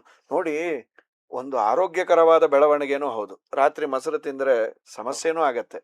ಇನ್ನ ಪರ್ವಕಾಲ, ಒಳ್ಳೆ ಕಾಲ ಬಂದಾಗ ನಾವು ಸ್ನಾನಾದಿಗಳನ್ನ ಮಾಡೋದು. ಬೆಳಗ್ಗೆ ಬೇಗ ಏಳು ಅಂತಾಳೆ ಲಕ್ಷ್ಮೀದೇವಿ. ಸೂರ್ಯೋದಯದ ಮುಂಚೆ ಎದ್ದವರ ಮನೆಯಲ್ಲಿ ನಾನಿರ್ತೇನೆ. ಎದ್ದು ಒಂದು ಸಣ್ಣ ಕೂತಿರೋದಲ್ಲ, ಒಂದಿಷ್ಟು ತನ್ನ ನಿತ್ಯ ಕೈಂಕರ್ಯಗಳನ್ನ ಮಾಡೋದು. ಅಥವಾ ಸೂರ್ಯೋದಯಕ್ಕೆ ಕರೆಕ್ಟಾಗಿ ಹೇಳೋದು, 6:15 ಸೂರ್ಯೋದಯ ಆಯ್ತು, 6:15 ಮತ್ತೆ ಮಲ್ಕೊಂಡ್ಬಿಡೋದು, 8:00 ಹೇಳೋದಲ್ಲ. ಎದ್ದ ಮೇಲೆ ನೀನು ಸ್ನಾನ ಪಾನಾದಿಗಳನ್ನ ಮಾಡಿ ನಿನ್ನ ಯೋಗ್ಯತೆಗೆ ತಕ್ಕಂತೆ ದೇವರ ಮಂತ್ರ ಸ್ತೋತ್ರ ಪಾರಾಯಣ ಮಾಡಿದ್ರೆ ಇರ್ತಾಳೆ ಲಕ್ಷ್ಮೀದೇವಿ. ಅವಳೇ ಹೇಳೋದು. ಅದಾದ ಮೇಲೆ ದೀನರು, ದಲಿತರು, ಆರೋಗ್ಯ ಪೀಡೆ ಅನಾರೋಗ್ಯವಂತರು, ವೃದ್ಧರು ಅವರ ಸೇವೆಯನ್ನ ಮಾಡಿದರೆ, ಅವರಿಗಾಗಿ ಹಣ ವಿನಿಯೋಗ ಮಾಡಿದರೆ ನಿನ್ನ ಮನೆಯಲ್ಲಿ ನಾನು ಇರ್ತೇನೆ ಅಂತಾಳೆ. ಇದು ನೋಡಿ ಲಕ್ಷ್ಮೀದೇವಿ ಈ ತರಹದ್ದು ಅನೇಕ ಮಾತುಗಳೆಲ್ಲ ಇದ್ದಾವೆ. ಮತ್ತೆ ಸತ್ಯಂ ದಾನಂ ತಪಶೌಚಂ ಕಾರುಣ್ಯಂ ವಾಗ್ ಅನಿಷ್ಠುರ ಮಿತ್ರೇಶು ಚ ಅನಭಿದ್ರೋಹಂ ಸರ್ವಂ ತೇಷ್ ಅಭವತ್ ಪ್ರಭೋ. ಯಾರು ಸತ್ಯವನ್ನ ಮಾತಾಡ್ತಾರೆ, ದಾನ ಧರ್ಮಗಳನ್ನ ಮಾತಾಡ್ತಿರ್ತಾರೆ, ಮಿತ್ರದ್ರೋಹ ಮಾಡೋದಿಲ್ಲ, ನಂಬಿಕೆ ದ್ರೋಹ ಮಾಡೋದಿಲ್ಲ, ಅಂಥವರಲ್ಲಿ ನಾನಿರ್ತೇನೆ, ಅವರಿಗೆ ಅನುಗ್ರಹ ಮಾಡ್ತೇನೆ ಅಂತ ಹೇಳಿ ತುಂಬ ಸುಂದರವಾದ ಮಾತುಗಳನ್ನ ಇಂದ್ರದೇವರಿಗೆ ಅವಳು ಉಪದೇಶ ಮಾಡಿ ಇಂದ್ರದೇವರ ಮುಖಾಂತರ ಜಗತ್ತಿಗೆ ಕೊಟ್ಟ ಸಂದೇಶ. ಅಂತೂ ಸದ್ಗುಣಗಳು ಇನ್ನೊಬ್ಬರಿಗೆ ತೊಂದರೆ ಕೊಡದೇ ಇರೋದು, ಇನ್ನೊಬ್ಬರ ಏಳಿಗೆಯನ್ನ ನೋಡಿ ನಾವು ಸಹಿಸದೆ ಇಲ್ಲ ಸಲ್ಲದ ಮಾತನ್ನ ಅಪಪ್ರಚಾರ ಮಾಡಲಿಕ್ಕೆ ಇವತ್ತಂತೂ ಮಾಧ್ಯಮಗಳು ಚೆನ್ನಾಗಿದ್ದಾವೆ. ಅದ್ಯಾವುದೂ ಮಾಡದೆ ತೆಪ್ಪಗೆ ಇದ್ದು ಇನ್ನೊಬ್ಬನಲ್ಲಿರುವ ಒಳ್ಳೆಯ ಗುಣಗಳನ್ನ ಆದರೆ ಹೇಳು, ಬಹಳ ಒಳ್ಳೆಯದು, ಲಕ್ಷ್ಮಿ ಒಲಿತಾಳೆ, ಇಲ್ವಾ ಸುಮ್ಮನೆ ಇರು, ಅದನ್ನ ನೋಡಿ ಹೊಟ್ಟೆ ಕಿಚ್ಚು ಪಟ್ರೆ ನಿನ್ನ ಮನೆಯಿಂದ ಲಕ್ಷ್ಮೀದೇವಿ ಹೋಗಿ ಬಿಡ್ತಾಳೆ ಅಂತ. ಇದು ಲಕ್ಷ್ಮೀದೇವಿ ನನ್ನ ಮನೆಯಲ್ಲಿರಬೇಕು ಅಂದ್ರೆ ಬೇಸಿಕ್ ಆಗಿ ಯಾರ ಬಗ್ಗೆ ಹೊಟ್ಟೆ ಕಿಚ್ಚು ಪಡದೆ ಚೆನ್ನಾಗಿದ್ದವರನ್ನ ನೋಡಿ ದೇವರು ಅವ್ರನ್ನ ಚೆನ್ನಾಗಿಟ್ಟಾನೆ ಅಂತ ನಾನು ಸಂತೋಷಪಟ್ಟು ಕೆಲವು ಈ ರಾತ್ರಿ ಮಜ್ಜಿಗೆಯನ್ನ ಮತ್ತೆ ಸಕಾಲಕ್ಕೆ ಸ್ನಾನ ಪಾನಾದಿಗಳನ್ನು ಮಾಡೋದು, ವೃದ್ಧರ ಜೊತೆಯಲ್ಲಿ ಚೆನ್ನಾಗಿ ಇರೋದು, ಮನೆಯಲ್ಲಿ ಜಗಳ ಆಡದೇ ಇದ್ದರೆ, ಗಂಡ ಹೆಂಡತಿ ಸದಾ ಮುನಿಸಿಕೊಂಡು ಜಗಳ ಆಡದೆ ಇದ್ದರೆ ಅಂಥ ಮನೆಯಲ್ಲಿ ನಾನು ಇರ್ತೇನೆ. ತುಂಬ ಇದೆ. ಫಸ್ಟ್ ನಾವು LKG UKGಯಲ್ಲಿ ಇಷ್ಟನ್ನಂತೂ ಅಡಾಪ್ಟ್ ಮಾಡಿಕೊಳ್ಳುವ, ಇದಾದ ಮೇಲೆ ಮುಂದಿನ ಹಂತಕ್ಕೆ ಹೋಗುವ ಅಂತ ಹೇಳಿ. ಕೆಲವೆಲ್ಲ ತಾವು ಹೇಳಿದಾಗೆ ಇದು ಅನುಸರಿಸಬಹುದಾದಂಥದ್ದು, ಅಂದರೆ ನಾವು ಇದನ್ನ ಫಾಲೋ ಮಾಡ್ಬೋದು. ಕೆಲವೆಲ್ಲ ಈ ಬಿಹೇವಿಯರಲ್ ಚೇಂಜಸ್ ಆದ್ರಿಂದ ಇದೆಲ್ಲ ನಾವು ಈ ಅಳವಡಿಸ್ಕೊಳ್ಬೇಕಾಗತ್ತೆ. ಈಗ ಸ್ವಧರ್ಮವನ್ನು ಫಾಲೋ ಮಾಡೋದಾಗ್ಲಿ, ಸದ್ಗುಣಗಳನ್ನು ಬೆಳೆಸ್ಕೊಳ್ಳೋದಾಗ್ಲಿ, ಕೇವಲ ಒಂದು ಹಬ್ಬ ಬಂತು, ಶ್ರಾವಣ ಮಾಸ ಬಂತು ಅಂತ ಹೇಳಿ ಅವತ್ತೊಂದಿನ ಪೂಜೆ ಮಾಡಿದ್ರೆ ಈ ಸಂಪತ್ತು ಬರಲ್ಲ. ಪ್ರತಿ ದಿನದಲ್ಲಿ ನಾವು ಈ ಗುಣಗಳನ್ನು ಅಳವಡಿಸ್ಕೊಂಡ್ರೆ ಆ ಲಕ್ಷ್ಮೀ ಕಟಾಕ್ಷ ಆಗುತ್ತೆ ಅಂತ ತಾವು ಹೇಳ್ತಿದ್ರಿ. ಖಂಡಿತ. ಎಕ್ಸಸೈಸ್ ಇದ್ದಾಗ ಸರ್, ದಿನ ಮಾಡಿದ್ರೆ ಹೆಲ್ತಿ ಆಗಿರ್ತೀವಿ. ಯಾವತ್ತೋ ಯೋಗ ಡೇ ಒಂದಿನ ಮಾತ್ರ ಮಾಡಿದ್ರೆ ಫೋಟೋ ಬರುತ್ತೆ ಅಷ್ಟೆ, ಅದಾಗಬಾರ್ದು. ಈ ವರಮಹಾಲಕ್ಷ್ಮಿ ಹಬ್ಬದ ಬಗ್ಗೆ, ಲಕ್ಷ್ಮೀ ತತ್ವದ ಬಗ್ಗೆ, ಎಸ್ಪೆಷಲಿ ಆ ಭಾಗ್ಯದ ಲಕ್ಷ್ಮಿ ಬಾರಮ್ಮ ಪುರಂದರದಾಸರ ಕೃತಿ ಅದ್ಭುತವಾಗಿ ತಿಳಿಸ್ಕೊಟ್ರಿ. ತುಂಬ ತುಂಬ ಧನ್ಯವಾದಗಳು ಆಚಾರ್ಯ. ಈ ಎಂಡಿಂಗಲ್ಲಿ ನಾನು ಕೊನೆಯದಾಗಿ ನಿಮ್ಮ ಸಂದೇಶ, ಈ ಮುಂಚೆ ಕೂಡ ನರಸಿಂಹದೇವರ ಬಗ್ಗೆ ತಾವು ತಿಳಿಸ್ಕೊಟ್ರಿ. ಆ ಲಕ್ಷ್ಮೀ ನರಸಿಂಹ ಅಂತಾನೆ ಅಂತೀವಿ, ಮಹಾಲಕ್ಷ್ಮಿ ಅವನ ತೊಡೆನಲ್ಲೇ ಕೂತ್ಕೊಳ್ಳೋಳು. ಆ ಲಕ್ಷ್ಮಿಯ ಕುರಿತಾಗಿ ನಾವು ಒಂದು ಟೇಕ್ ಅವೇ ಅಂತ ನಾವು ತಗೊಳ್ಳೋದಾದ್ರೆ ಯಾವುದನ್ನ ನಾವು ಸಾಮಾನ್ಯರು ಕೂಡ ಪಾಲಿಸಬೇಕಾದಂಥದ್ದು, ಯಾವುದಾದ್ರೂ ಒಂದು ಸಣ್ಣ ಟೇಕ್ ಅವೇ ತಗೊಳ್ಳೋದಾದ್ರೆ ತಮ್ಮ ಸಂದೇಶ ಏನ್ ಕೊಡ್ತೀರಾ? ಎಲ್ಲ ಭಗವದ್ ಭಕ್ತರಲ್ಲಿ ಕೇಳಿಕೊಳ್ಳೋದಿಷ್ಟೇ, ನಾವೇನು ಇವತ್ತು ಒಂದು ಮೆಂಟಲ್ ಸೆಟಪ್ಗೆ ಬಂದಿದ್ದೇವೆ, ಕೇವಲ ಹಣದ ರೂಪದ ಸಂಪತ್ತು, ಬೆಳ್ಳಿ ಬಂಗಾರ ಅಥವಾ ಸೈಟು ಮನೆ, ಇನ್ನೊಂಚೂರು ಮುಂದುವರೆದ್ರೆ ಸ್ಟಾಕ್ ಅಂಡ್ ಶೇರ್ಸು, ತುಂಬ ಶೇರ್ಸ್ ಇದೆ, ಇಷ್ಟು ಮಾತ್ರ ಅಲ್ಲ. ನನ್ನಲ್ಲಿ ಸಜ್ಜನಿಕೆ, ಹಿರಿಯರಿಗೆ ಗೌರವ ಕೊಡೋದು, ನಾನು ಕೆಲವು ನನ್ನ ನೀತಿ ನಿಯಮಗಳನ್ನು ಪರಿಪಾಲನೆ ಮಾಡ್ತಾ ಇದ್ರೆ ಖಂಡಿತ ಲಕ್ಷ್ಮೀದೇವಿ ಸಹಜವಾಗಿ ಒಲಿತಾಳೆ.